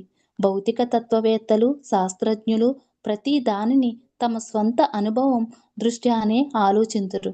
కనుక శ్రీకృష్ణ భగవానుడు ఏకకాలమున స్థానికుడును సర్వవ్యాపియును అనడి విషయము ధారణకు మిగులు కష్టతరమైనది. వారు భగవానుని రూప లక్షణమును అంగీకరింపలేనందున ఆ దేవదేవుడు దయాళువై తన దివ్య రూపము యొక్క విరాట లక్షణమును ప్రదర్శించుచున్నాడు. ఇచ్చట శ్రీల సుఖదేవ గోస్వామి ఆ రూపమునే విశదముగా వర్ణించెను. భగవానుని ఈ విశ్వరూపమునకు పరముగా వేరొక్కటి లేదని అతడు నిర్ణయించి పలికినాడు. భౌతిక భావనాయుతులకు జనులలో ఎవ్వరునూ ఈ విరాట్ రూప భావనను మించి ముందుకు పోజాలరు. లౌకిక జనులు మనసు సదా చలించుచు ఒక భావన నుండి వేరొక భావనకు మారుచుండును. కనుక విశ్వరూపము యొక్క ఏదియో ఒక భాగమును తలుచుట ద్వారా భగవానుని స్మరింపమని మనుజుడు ఉపదేశింపబడినాడు. తన బుద్ధి ద్వారానే అతడు అరణ్యము, పర్వతము, సముద్రము, మానవుడు, జంతువు, దేవత, పక్షి, పశువు లేదా ఇతరములైన ఏ భౌతిక ప్రపంచపు వ్యక్తీకరణమునందైనను ఆ దేవదేవుని గూర్చి ఆలోచింపగలడు. భౌతిక సృష్టి అందలి ప్రతి అంశము విరుడ్ర రూపములో ఒక భాగమై ఉన్నది. కనుక చంచలమగు మనసు ఆ రూపమునందు తప్ప అన్యమగు దాని యందు లగ్నము కాజాలదు. భగవానుని వివిధ దేహాంగములపై మనసును కేంద్రీకరించుటయనడి ఈ విధానము నాస్తికమకు దానవ లక్షణములను క్రమముగా నశింపచేసి శ్రీకృష్ణ భగవానుని ఎడ భక్తియుత సేవను క్రమముగా వృద్ధి చేయగలదు. ప్రతీదియు సంపూర్ణతత్వము యొక్క అంశయైనందున ఆరంభ దశలో నున్న సాధకుడు భగవానుడు సర్వత్రా ఉన్నాడనడే ఈశోపనిషత్తు మంత్రమును క్రమముగా అనుభూతమరుచుకొనగలడు. ఆ విధముగా విరుడ్ర రూపము పట్ల ఎట్టి అపరాధమును చెయ్యకుండాటకు అతడు నేర్వగలడు. ఇట్టి భగవద్భావనము భగవానుని అస్తిత్వమునే ప్రశ్నించెడి మనుజుని గర్వమును నశింపచేయగలదు. ఆ విధముగా మనుజుడు సమస్తము దివ్య దేహములోని అంశలే కనుక ప్రతి దాని ఎడను గౌరవము చూపుటను నేర్వగలడు. హరే కృష్ణ అలాగే. మాతాజీ. హరే కృష్ణ. థ్యాంక్ యూ మాతాజీ. స్వప్న మాతాజీ మీరు చదువుతారా? ఇందాక చెయ్యెత్తారు. లేదు మాతాజీ, నేను తెలుగు అంత ఫ్లూయెంట్ కాదు, అందుకే చదవను. అచ్చా అచ్చా, సరే. సో ఇంకెవరైనా చదువుతారా లేకపోతే మాతాజీనే చదువుతారా? నేను చదువుతాను మాతాజీ. 39 సర్వ చదవండి చదవండి.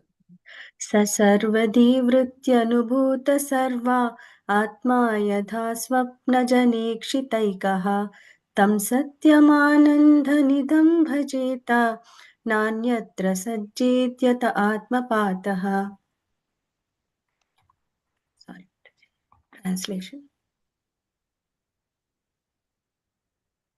సారీ మాతాజీ.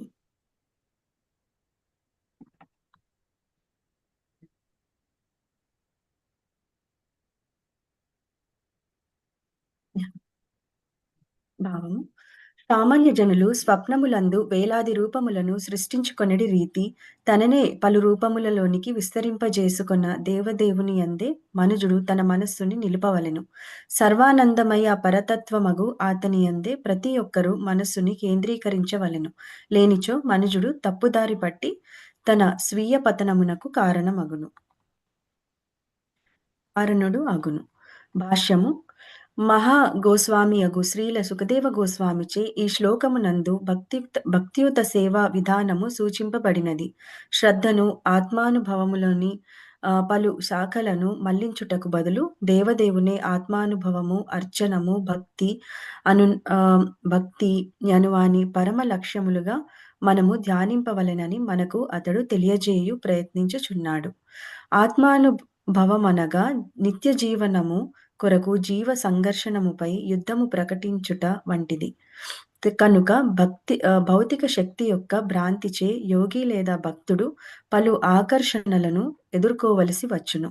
అట్టి ఆకర్షణలు మహాయోధిని తిరిగి భౌతిక బంధమున చిక్కుబడినట్లు చేయగలవు. యోగి అయినవాడు అణిమ, లఘిమ వంటి భౌతిక స్థితుల యందు అద్భుతమైన జయమును సాధించవచ్చును. అట్టి వాని ద్వారా అతడు సూక్ష్మాతి సూక్ష్మముగను లేదా తేలికైన దానికన్నను అతి తేలికగను కాగలడు. అనగా సామాన్య భావనలో అతడు ధనము, మగువల రూపమును, భౌతిక వరములను సాధించవచ్చును. కానీ అట్టి భ్రాంతిమయ ఆనందమునందుకు తిరిగి చేరుటయనగా ఆత్మపతనము మరియు భౌతిక జగమున మరింత కారాగార వాసమే కనుక అటువంటి ఆకర్షణల ఎడ మనుజుడు హెచ్చరిక చేయబడును. శ్రీకృష్ణ భగవానుడు ఒక్కడే అయినను అతని విస్తారములు అనేకములై ఉన్నవి. కనుకనే అతడు సమస్తము యొక్క పరమాత్ముడై ఉన్నాడు. మనుజుడు దేనినైనను గాంచినప్పుడు తాను చూచుట అప్రధానమనియు భగవానుడు చూచుటయే ప్రధానమనియు అతడు ఎరుగవలెను. భగవానుడు తొలుత గాంచినదే మనుజుడు దేనిని కూడా గాంచలేడు. వేదములు మరియు ఉపనిషత్తుల ఉపదేశమిదియే. కనుక మనమేది గాంచినను లేదా ఒనరించినను చూచుట లేదా ఒనరించుట ఎన్నడి కర్మల యొక్క పరమాత్ముడు శ్రీకృష్ణ భగవానుడే. ఆత్మ మరియు పరమాత్ముని నడుమ ఏకకాలమున ఏకతత్వము, భిన్నత్వమనడి ఈ సిద్ధాంతమును శ్రీచైతన్య మహాప్రభువు అచింత్య భేద తత్వముగా ప్రవచించియుండిరి. భగవానుని విరాట్ రూపము భౌతికముగా వ్యక్తమైన సమస్తమును తన యందు కలిగియుండుటచే సమస్త చేతనములకు పరమాత్మయై ఉన్నది. కాని విరాట్ రూపము నారాయణుని వ్యక్తీకరణము సైతము అయి ఉన్నది. ఈ విధముగా మరింత ముందుకు సాగినచో చివరకు మనుజుడు శ్రీకృష్ణ భగవానుడే సమస్తము యొక్క చరమ పరమాత్ముడని గాంచగలడు. సారాంశమేమనగా ప్రతి ఒక్కరూ నిస్సంకోచముగా శ్రీకృష్ణ భగవానుని లేదా అతని ప్రధాన విస్తారముగు నారాయణుని అర్చకుడు కావలెను. తొలుత నారాయణుడే భౌతిక ప్రకృతి అయి దృష్టిని సారించెననియు ఆ విధముగా సృష్టి రచింపబడిననియు వేద మంత్రములయందు స్పష్టముగా తెలుపబడినది. సృష్టికి పూర్వము బ్రహ్మ కాని శివుడు కాని లేరన్నచో ఇతరులను గూర్చి వేరుగా ఏమి పలుకవలెను? నారాయణుడు భౌతిక సృష్టికి పరుడనియు ఇతరులనందు భౌతిక సృష్టి యందున్నట్టి వారే అనియు శ్రీపాద శంకరాచార్యులు నిశ్చయముగా అంగీకరించి ఉన్నారు. కనుక సమస్త సృష్టి నారాయణునితో ఏకకాలమున ఏకమును భిన్నమును అయి ఉన్నది. ఈ విషయము శ్రీ చైతన్య మహాప్రభుల వారి అచింత్య భేదాత్వము సిద్ధాంతమును బలపరచుచున్నది. నారాయణుని దృశ్య శక్తి ద్వారా ఉద్భవమైనట్టిది కనుక సమస్త భౌతిక సృష్టి అతనికి అభిన్నమై ఉన్నది. కానీ అది అతని బాహ్య శక్తి బహిరంగ మాయ ప్రభావము అయినందున మరియు అంతరంగిక శక్తి ఆత్మమాయ దూరముగా ఉన్నందునను అదే సమయమున అతనికి భిన్నమై ఉన్నది. ఈ విషయమును ఈ శ్లోకమునందు ఒసగబడిన స్వప్నములు గాంచు వాని ఉపమానము చక్కగా ఉన్నది. స్వప్నములను గాంచువాడు స్వప్నమందు వెక్కింటిని సృష్టించుకొని ఆ స్వప్నములను గాంచు బద్ధద్రష్ట యగుచు దాని పరమాణుములచే ప్రభావితుడగును. ఈ భౌతిక సృష్టి కూడా భగవానుని స్వప్నమాత్ర సృష్టి వంటిది. కాని అతడు దివ్యుడగు పరమాత్ముడైనందున అట్టి స్వప్నమాత్ర సృష్టి యొక్క ప్రతిచర్యచే బద్ధుడు గాని ప్రభావితుడు గాని కాడు. అతడు సదా తన దివ్య దృష్టి యందే నెలకొని ఉండును. కాని ముఖ్యముగా అతడే ప్రతిదియునై ఉండి అతని నుండి వేరుగా ఏదియును లేకుండును. ఆ దేవదేవుని అంశగా ప్రతి ఒక్కరును అతని పైననే ఎటువంటి ఉల్లంఘనము లేకుండా ధ్యానమును నిలుపవలెను. లేనిచో మనుజుడు భౌతిక సృష్టి శక్తులలో ఒకదాని తరువాత ఒకదానితో తప్పక జయింపబడును. ఈ విషయమే భగవద్గీత 9వ అధ్యాయము 7వ శ్లోకము యందు క్రింది విధముగా ధృవపరపబడినది. సర్వభూతాని కౌంతేయ ప్రకృతిం యాంతి మామికాం కల్పక్షయే పునస్తాని కల్పాదౌ విసృజామ్యహం. ఓ కౌంతేయ, కల్పాంతమున ప్రతి భౌతిక వ్యక్తీకరణము నాయందే ప్రవేశించును. మరొక కల్పారంభమున నా శక్తిచే నేనే తిరిగి సృష్టినొనరింతును. అయినను ఈ సృష్టి వినాశముల పరంపర నుండి బయటపడుటకు గల అవకాశమే మానవ జన్మము. మనుజుడు భగవానుని బాహ్య శక్తిని తప్పించుకొని అతని అంతరంగిక శక్తి యందు చేరుటకు అది ఒక సాధనమై ఉన్నది. శ్రీమద్ భాగవతమునందలి భగవదనుభూతిలో ప్రథమ సోపానము అను ద్వితీయ స్కందములోని మొదటి అధ్యాయమునకు భక్తి వేదాంత భాష్యము సమాప్తము. హరే కృష్ణ మాతాజీ. హరే కృష్ణ. Thank you. చాలా ధన్యవాదాలు మాతాజీ. ఎంతో వివరంగా అన్ని ఉన్న తక్కువ సమయంలో కూడా చాలా వివరంగా మాకు ఉదాహరణలతో సహా వివరించారు మాతాజీ. చాలా చాలా ధన్యవాదాలు మాతాజీ. మాతాజీ, మీకు టైం ఉంటే క్వశ్చన్స్ తీసుకోవడానికి 1-2 క్వశ్చన్స్ తీసుకుంటాను. ఓకే మాతాజీ. ఓకే, భక్తులకు ఎవరికైనా ప్రశ్నలు ఉన్నాయండి? స్వప్న మాతాజీ చేయిస్తారు. ఓకే మాతాజీ. స్వప్న మాతాజీ, మీరు అన్మ్యూట్ చేసి మాట్లాడండి. హరే కృష్ణ మాతాజీ. దండవత్ ప్రణామం. All glories to Srila Prabhupada and Guru Maharaj. Thank you so much Mataji. చాలా బాగుంది క్లాస్, చాలా వండర్ఫుల్ గా ఉంది మాతాజీ. నాకు ఒక క్వశ్చన్ పర్సనల్ ఒకటి ఉంది, ఒకటేమో విరాట్ రూపం కోసం. విరాట్ రూపం అంటే ఇప్పుడు కృష్ణుడు అర్జునుడికి చూపించింది అది విరాట్ రూపం కోసమే మనం మాట్లాడుతున్నాం మాతాజీ. ఇప్పుడు ఇంకా వేరేదేమైనా ఉంటుందా? మంచి క్వశ్చన్ మాతాజీ. నేను మళ్ళీ ఒకసారి మీకు ఆ డయాగ్రామ్ చూపిస్తాను, అప్పుడు మీకు అర్థమవుతుంది. అర్జునుడికి ఇప్పుడు మనము ఇక్కడ 3 విరాట్ రూపాలు ఉన్నాయి. ఒకటి విరాట అంటే చాలా పెద్ద బిగ్ అన్నమాట. విరాట్ సో కారణోదకశాయి విష్ణు కూడా విరాట రూపమే, గర్భోదకశాయి విష్ణు కూడా విరాట రూపమే, అలాగే ఈ భౌతికమైన విరాట రూపం కూడా విరాటమే. మరి అర్జునుడికి ఏది చూపించారు కృష్ణ భగవానుడు అంటే, అర్జునుడికి చూపించింది ఇది కారణోదకశాయి విష్ణువు. కారణోదకశాయి విష్ణు ఆధ్యాత్మికమైన రూపాన్ని చూపించారు. కానీ ఈ కారణోదకశాయి విష్ణువు రోమకూపాల నుంచి ఎన్నో బ్రహ్మాండాలు బయటకు వస్తున్నాయి కదా. సో ఈ ఆధ్యాత్మికమైన విరాట రూపము కారణోదకశాయి విష్ణువుని చూసేటప్పుడు అదే సమయంలో ఒక రోమకూపంలో ఉన్న తనుండే బ్రహ్మాండము, అంటే మనం ఇప్పుడు ఉండే బ్రహ్మాండము. సో ఈ బ్రహ్మాండంలో మీకు ఇదిగోండి ఇక్కడ చూపించాను కదా, ఇది మన బ్రహ్మాండం.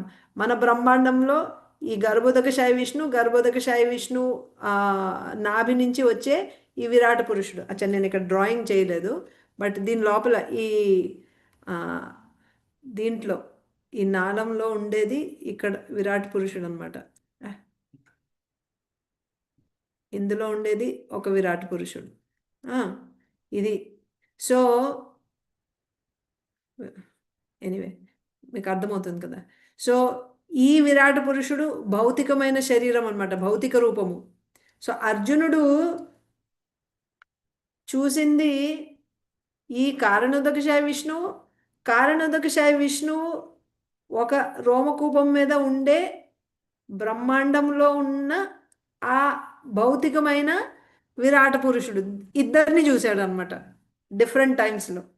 సో కారణోదకశాయి విష్ణువుని మళ్ళీ ఎందుకంటే ఆ శ్లోకాల్లో నేను అందరూ దేవతల్ని డెమిగాడ్స్ని అందరినీ చూస్తున్నాను అని అన్నప్పుడు భౌతికమైన విరాట పురుషుడిని చూస్తున్నాడు. అండ్ కాల రూపంలో చూసినప్పుడు ఈ మహావిష్ణువు, ఎందుకంటే మహావిష్ణువు నుంచి మొత్తము తన దృష్టిపాతంతో సృష్టి ఏర్పడుతుంది, మళ్ళీ మొత్తము ఆ మహావిష్ణువు లోపలికే వెళ్ళిపోతుంది. ఆ కాలశక్తి ఎక్కడి నుంచి వస్తుంది? మహావిష్ణువు దృష్టిపాతం నుంచే కాలశక్తి వస్తుంది. సో ఆ కాలరూపం అంటే మహావిష్ణువునే. సో మహావిష్ణువుని అలాగే భౌతికమైన విరాట రూపాన్ని రెండింటిని అర్జునుడికి కృష్ణుడు చూపిస్తారు. Okay okay Mataji. మాతాజీ మీకు ఓకేనా ఒక స్మాల్ పర్సనల్ క్వశ్చన్, పర్సనల్ అంటే పర్సనల్ కాదు, in general question Mataji. Mataji ఇప్పుడు మనకు తెలుసు ఎవరి కోసం మనం మాట్లాడొద్దు అని, కాకపోతే కొన్ని సిచ్యువేషన్స్ లో ఎట్లయితుందంటే ఎవరైనా మనం ఏమైనా అన్నా మనం అది షేర్ చేసుకోవాలనిపిస్తుంది. అంటే వాళ్ళతో మనం డైరెక్ట్ గా అన్నము, ఏమన్నా బ్యాడ్ కాదు ఏదన్నా అన్నారనుకోండి మాతాజీ, మనం ఎవరితో షేర్ చేసుకోవాలంటే క్లోజ్ ఉన్న వాళ్ళతో షేర్ చేసుకుంటే అది గాసిప్ కిందకు వస్తుందా, లేకపోతే చేసుకోవద్దా అట్లాంటి సిచ్యువేషన్ కూడా? ఎందుకంటే ఇప్పుడు నేను హ్యూమన్ లైఫ్ లో ఉన్నాను, అంత ప్యూర్ కాలేదు. అయితే కొన్నిసార్లు చేసుకుంటే నాకు కొంచెం పీస్ఫుల్ అనిపిస్తుందేమో అని, అప్పుడైనా వన్స్ ఇన్ వైల్ అట్లా చేయొచ్చా చేయొద్దా మాతాజీ? అంటే ఇక్కడ 2 పాయింట్స్. ఒకటి ఏంటంటే మీ ఇంటెన్షన్ ఏంటి, మీరు అలా షేర్ చేసుకునేటప్పుడు ఇంకొకళ్ళ చెడు క్వాలిటీస్ని చూపించడానికి మీరు షేర్ చేసుకుంటున్నారా, లేకపోతే మీ బాధని మీరు అంటే తట్టుకోలేక మీరు ఇంకొకరితోటి షేర్ చేసుకోవాలని షేర్ చేసుకుంటున్నారు? అది మీకు మీరే టెస్ట్ చేసుకోవాలి. నేను ఎందుకు చెప్తున్నానని ముందు మిమ్మల్ని మీరు ప్రశ్నించుకోండి. ఓకే. సో నాకు చాలా బాధగా ఉంది, నా బాధని నేను ఇంకొకరితో షేర్ చేసుకుంటే నాకు హెల్ప్ అవుతుంది అని అనిపించినప్పుడు అప్పుడు మీరు షేర్ చేసుకోండి. అప్పుడు ఇలా షేర్ చేసుకునేటప్పుడు మీరు 10 మందికి చెప్పాల్సిన అవసరం ఉండదు, ఎవరో ఒకరికే చెప్పుకుంటారు మీకు క్లోజ్గా ఉన్నవాళ్ళు. కానీ చెప్పే వాళ్ళకు కూడా మీకంటే స్పిరిచువల్లీ అడ్వాన్స్డ్ ఉండే వాళ్ళకి చెప్పండి. మీరు మీకంటే తక్కువ ఉన్న వాళ్ళకి చెప్పారనుకోండి, వాళ్ళకి అంటే మీరు వాళ్ళని డిస్టర్బ్ చేసిన వాళ్ళు అవ్వచ్చు, ఒకవేళ ఇందులో వేరే భక్తులు ఇన్వాల్వ్ అయి ఉంటే. అందుకని ఎవరైతే భక్తిలో మెచ్యూర్గా ఉన్నారో, అడ్వాన్స్ డివోటీస్ ఉన్నారో వాళ్ళకి మీరు చెప్పారనుకోండి, వాళ్ళు మిమ్మల్ని సరిగ్గా అంటే మీ సిట్యువేషన్ ఏంటో అర్థం చేసుకొని ఆ సిట్యువేషన్లో మీకు హెల్ప్ కూడా చేయొచ్చు, సరైన దారి కూడా చూపించవచ్చు, లేదా జస్ట్ వినాలి అంటే వినొచ్చు. కానీ మీరు నియోఫైట్స్ మీకంటే తక్కువ ఉన్న వాళ్ళకి చెప్పారనుకోండి, వాళ్ళని మీరు అనవసరంగా డిస్టర్బ్ చేసినట్టు అయిపోతుంది. సో ఈ రెండు మీరు చూసుకోండి. ఓకే మాతాజీ. థ్యాంక్ యూ మాతాజీ. Thank Hare you. హరే కృష్ణ. కృష్ణ. దీప్తి మాతాజీ. హరే కృష్ణ మాతాజీ. ధన్యవాద ప్రణామాలు. చాలా బాగా చెప్పారు మాతాజీ. విత్ డయాగ్రామ్ మాకు అంటే అర్థమయ్యేలాగా చాలా బాగా చెప్పారు. Thank you so much. ఎలా మహావిష్ణు ఇవి కొంచెం గుర్తుపెట్టుకోవాలి, కానీ ఇప్పుడు వాళ్ళ విజువల్ గా చూసాం కాబట్టి గుర్తుంటది అనుకుంటున్నాను. అంటే ఒక క్వశ్చన్ ఏమొచ్చింది అంటే, ఇప్పుడు కారణోదాయక విష్ణు, గర్భోదాయక విష్ణు మన ఆ, మనసులో ఉండేది, పరమాత్మ రూపంలో ఉండేది క్షీరోదాయక విష్ణు. కరెక్టేనా? క్షీరోదక శాయి. శాయి అంటే పడుకునేవారు. సాయి కారణోదక శాయి, గర్భోదక శాయి, క్షీరోదక శాయి. క్షీరోదక సాయి. మరి క్షీరోదక సాయి ఏ రూపంలో ఉంటారు మాతాజీ? యాక్చువల్లీ చతుర్భుజ రూపం. ఒకటే తల, 4 చేతులు, చతుర్భుజ రూపం. అయితే మనం మరి మన పరమాత్మ రూపంలో ఉండే విష్ణువు మీద కూడా మనం ఫోకస్ చేయొచ్చు కదా మాతాజీ? చేయొచ్చు. ఎందుకంటే అంటే ఇది అష్టాంగ యోగం గురించి మనం ఇక్కడ మాట్లాడుతున్నాం కదా. సో అష్టాంగ యోగంలో మీరు విరాట రూపం మీదైనా ధ్యానించవచ్చు. ఎప్పుడు చేయాలంటే అదే చిత్తశుద్ధి కలగనప్పుడు. శుద్ధి కలిగితే ఇందులో కూడా వ్యష్టి, సమిష్టి అని 2 రకాలు అనమాట. వ్యష్టి అంటే నా హృదయంలో ఉండే చతుర్భుజ పరమాత్మ రూపము. సమిష్టి అంటే ఈ మొత్తం బ్రహ్మాండంలో ఉండే పరమాత్మ. ఇంకా కావాలంటే మన అంటే గర్భోదకశాయ విష్ణు మీదన్నా చేయొచ్చు, లేదా క్షీరోదకశాయ విష్ణు మీదన్నా చేయొచ్చు, కారణోదకశాయ విష్ణు మీదైనా చేయొచ్చు. అంటే ముగ్గురు పరమాత్మలే. సో వ్యష్టి అంటే ఇండివిజువల్, సమిష్టి అంటే కలెక్టివ్ అన్నమాట, మొత్తం యూనివర్సల్. నాకు చతుర్భుజ స్వామి రూపం అంటే ఎప్పుడు సత్యనారాయణ స్వామి రూపమే గుర్తొస్తుంది మాతాజీ. ఎందుకంటే మనం ఎక్కువ పూజ చేస్తుంటాం కదా సత్యనారాయణ స్వామి వ్రతము. ఆ సత్యనారాయణ స్వామి కూడా అంటే ఈ 3 విష్ణువుల్లో ఒక విష్ణువేనా? అంటే ఇప్పుడు మీరు చెప్పినది. యాక్చువల్లీ మనకి ఈ ముగ్గురిని పురుషావతారాలు అంటారు. పురుషావతారాలు. నేను మళ్ళీ ఇంకొక డయాగ్రామ్ చూపిస్తాను, ఒక నిమిషం. అంటే డయాగ్రామ్ చూపిస్తే మీకు కొంచెం క్లియర్గా అర్థమవుతుంది.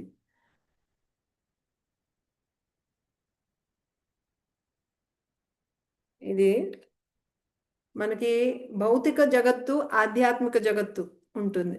సో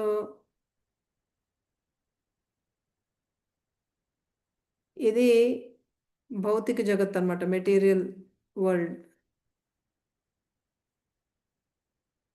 అండ్ ఇటుపక్క ఆధ్యాత్మిక జగత్తు, స్పిరిచువల్ వరల్డ్. మధ్యలో విరజా నది ఉంది. అండ్ ఇక్కడ ఈ పురుషావతారాలు ఇటుపక్క మెటీరియల్ వరల్డ్ దగ్గర అనమాట. సో ఇక్కడ ఈ విరజా నది ఒడ్డున అనుకోండి, మనకి ఇక్కడ కారణ సముద్రం ఉంటుంది. కారణ సముద్రము అండ్ ఇందులో కారణోదకశాయ విష్ణువు, అండ్ అలాగే ఇప్పుడు మనకి గర్భోదకశాయ విష్ణు, మళ్ళీ క్షీరోదకశాయ విష్ణు ఇట్ సైడ్. సో ఈ పురుషావతారాలు యాక్చువల్లీ ఆధ్యాత్మికమే, భౌతికం కాదు. వాళ్ళు భగవంతుడు ఆధ్యాత్మికమే, కానీ ఈ పురుషావతారాల రోల్ ఎక్కడ ఉంటుంది? ఇక్కడ మెటీరియల్ వరల్డ్లో ఉంటుందన్నమాట. మరి స్పిరిచువల్ వరల్డ్లో ఏముంటాయంటే, స్పిరిచువల్ వరల్డ్లో మొత్తం ఫస్ట్ బ్రహ్మజ్యోతి, ఇది బ్రహ్మజ్యోతి. అండ్ ఈ బ్రహ్మజ్యోతి మొత్తం ఇఫల్జన్స్, బ్రహ్మజ్యోతిలో ఎన్నో గ్రహాలు, వైకుంఠ ప్లానెట్స్ అన్నమాట. అండ్ ఇందులో అన్నిటికంటే పైన ఉండేది కృష్ణలోక. కానీ ఈ వైకుంఠ లోకల్లో నారాయణ. సో నారాయణ, కూర్మ, వరాహ, మత్స్య ఇలాగనమాట. సో మీరు చెప్పే భగవంతుడు నారాయణ ఇక్కడ స్పిరిచువల్ వరల్డ్లో వైకుంఠంలో ఉండే చతుర్భుజ ఫామ్ అనమాట. మనకు ఉండేది అంటే ఆ పర్సనాలిటీయే, కానీ ఎక్స్పాన్షన్స్. ఈ ఎక్స్పాన్షన్ ఎలాగంటే ఫస్ట్ కృష్ణాస్ ఎక్స్పాన్షన్, బలరాం నుంచి వచ్చే ఎక్స్పాన్షన్ చతుర్వ్యూహ, వాసుదేవ్, సంకర్షణ్, ప్రద్యుమ్న, అనిరుద్ధ, చతుర్వ్యూహ. సో చతుర్వ్యూహలో ఉండే సంకర్షణ్ ఎక్స్పాన్షన్ నెక్స్ట్ కింద నారాయణ వైకుంఠంలో. సో నారాయణ నుంచి మళ్ళీ సెకండ్ చతుర్వ్యూహ వాసుదేవ్ సంకర్షణ్ ప్రద్యుమ్న అలాగనమాట. సో ఈ చతుర్వ్యూహంలో ఉండే సంకర్షణ్ మళ్ళీ ఎక్స్పాన్షన్ ఎవరు? మన మహావిష్ణు, కారణోదక్షాయ విష్ణు. కారణోదక్షాయ విష్ణు నుంచి గర్భోదక్షాయ విష్ణు, గర్భోదక్షాయ విష్ణు నుంచి క్షీరోదక్షాయ విష్ణు. సో నారాయణ ఇక్కడ ఉన్నారు. సో మీరు సత్యనారాయణ అంటే నాకు ఎగ్జాక్ట్లీ తెలీదు సత్యనారాయణ అంటే ఇక్కడ మన క్షీరోదక్షాయ విష్ణువా లేకపోతే వైకుంఠంలో ఉండే లార్డ్ నారాయణ అని నాకు ఎగ్జాక్ట్లీ తెలియదు మాతాజీ. కానీ yeah okay. Thank you so much. Yeah Hare Krishna. Hare Krishna.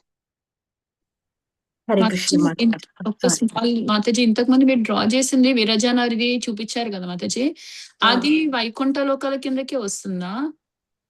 అది ఇన్ బిట్వీన్ పైన అటుపక్క విరజా నదికి అటుపక్క వైకుంఠ లోకము అంటే స్పిరిచువల్ వరల్డ్, ఇటుపక్క మెటీరియల్ వరల్డ్ మధ్యలో అన్నమాట. అంటే మీరు మెటీరియల్ వరల్డ్ నుంచి స్పిరిచువల్ వరల్డ్కి వెళ్ళాలంటే ఈ విరజా నదిని క్రాస్ చేసి వెళ్ళాల్సి ఉంటుంది. ఓకే. అయితే ఈ అవతారాలన్నీ మెటీరియల్ ఉన్నాయా మాతాజీ? అంటే మెటీరియల్ అంటే as descending coming through Kshirodakshayi Vishnu. So అవతార అంటే మత్స్య కూర్మ వరాహ ఇవన్నీ వైకుంఠ లోకాల్లో ఉండే ఫార్మ్స్ అన్నమాట, ఇటర్నల్ ఫార్మ్స్. కానీ అవతారాలుగా అవతార అంటే ఏంటి? డిసెండ్ అయ్యి దిగి రావడం అనమాట. సో క్షీరోదకశాయి నుంచి క్షీరోదకశాయి ద్వారా ఈ అవతారాలన్నీ అంటే అక్కడి నుంచి దిగి ఇక్కడికి వస్తారనమాట. అలా. ఓకే మాతాజీ, థ్యాంక్ యూ మాతాజీ. హరే కృష్ణ. హరే కృష్ణ. సుదేవి మాతాజీ ఎండ్ చేద్దాం. ఓకే మాతాజీ, థ్యాంక్ యూ సో మచ్ మాతాజీ. మళ్ళీ మీరు మా గీతా కాన్ఫరెన్స్ కాల్లో వచ్చి మాకు ప్రవచనం చేయాలని మేము మనస్ఫూర్తిగా కోరుకుంటున్నాం మాతాజీ. మనం క్లాస్ ఇక్కడ ఎండ్ చేద్దాం మాతాజీ. వాంఛాకల్పతరుభ్యశ్చ కృపా సింధుభ్య ఏవ చ పతితానాం పావనేభ్యో వైష్ణవేభ్యో నమో నమః. శ్రీమద్ భాగవతం की जय, ग्रंथराज श्रीमद् भागवతం की जय, శ్రీల ప్రభుపాద్ की जय, పూజ్య శ్రీ అర్చనా భక్తి దేవి మాతాజీ గారికి జై.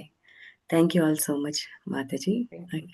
Hare Krishna. Thank you very much Mataji. Hare Krishna. Hare Krishna. Hare Krishna. Thank you very much. Hare Krishna.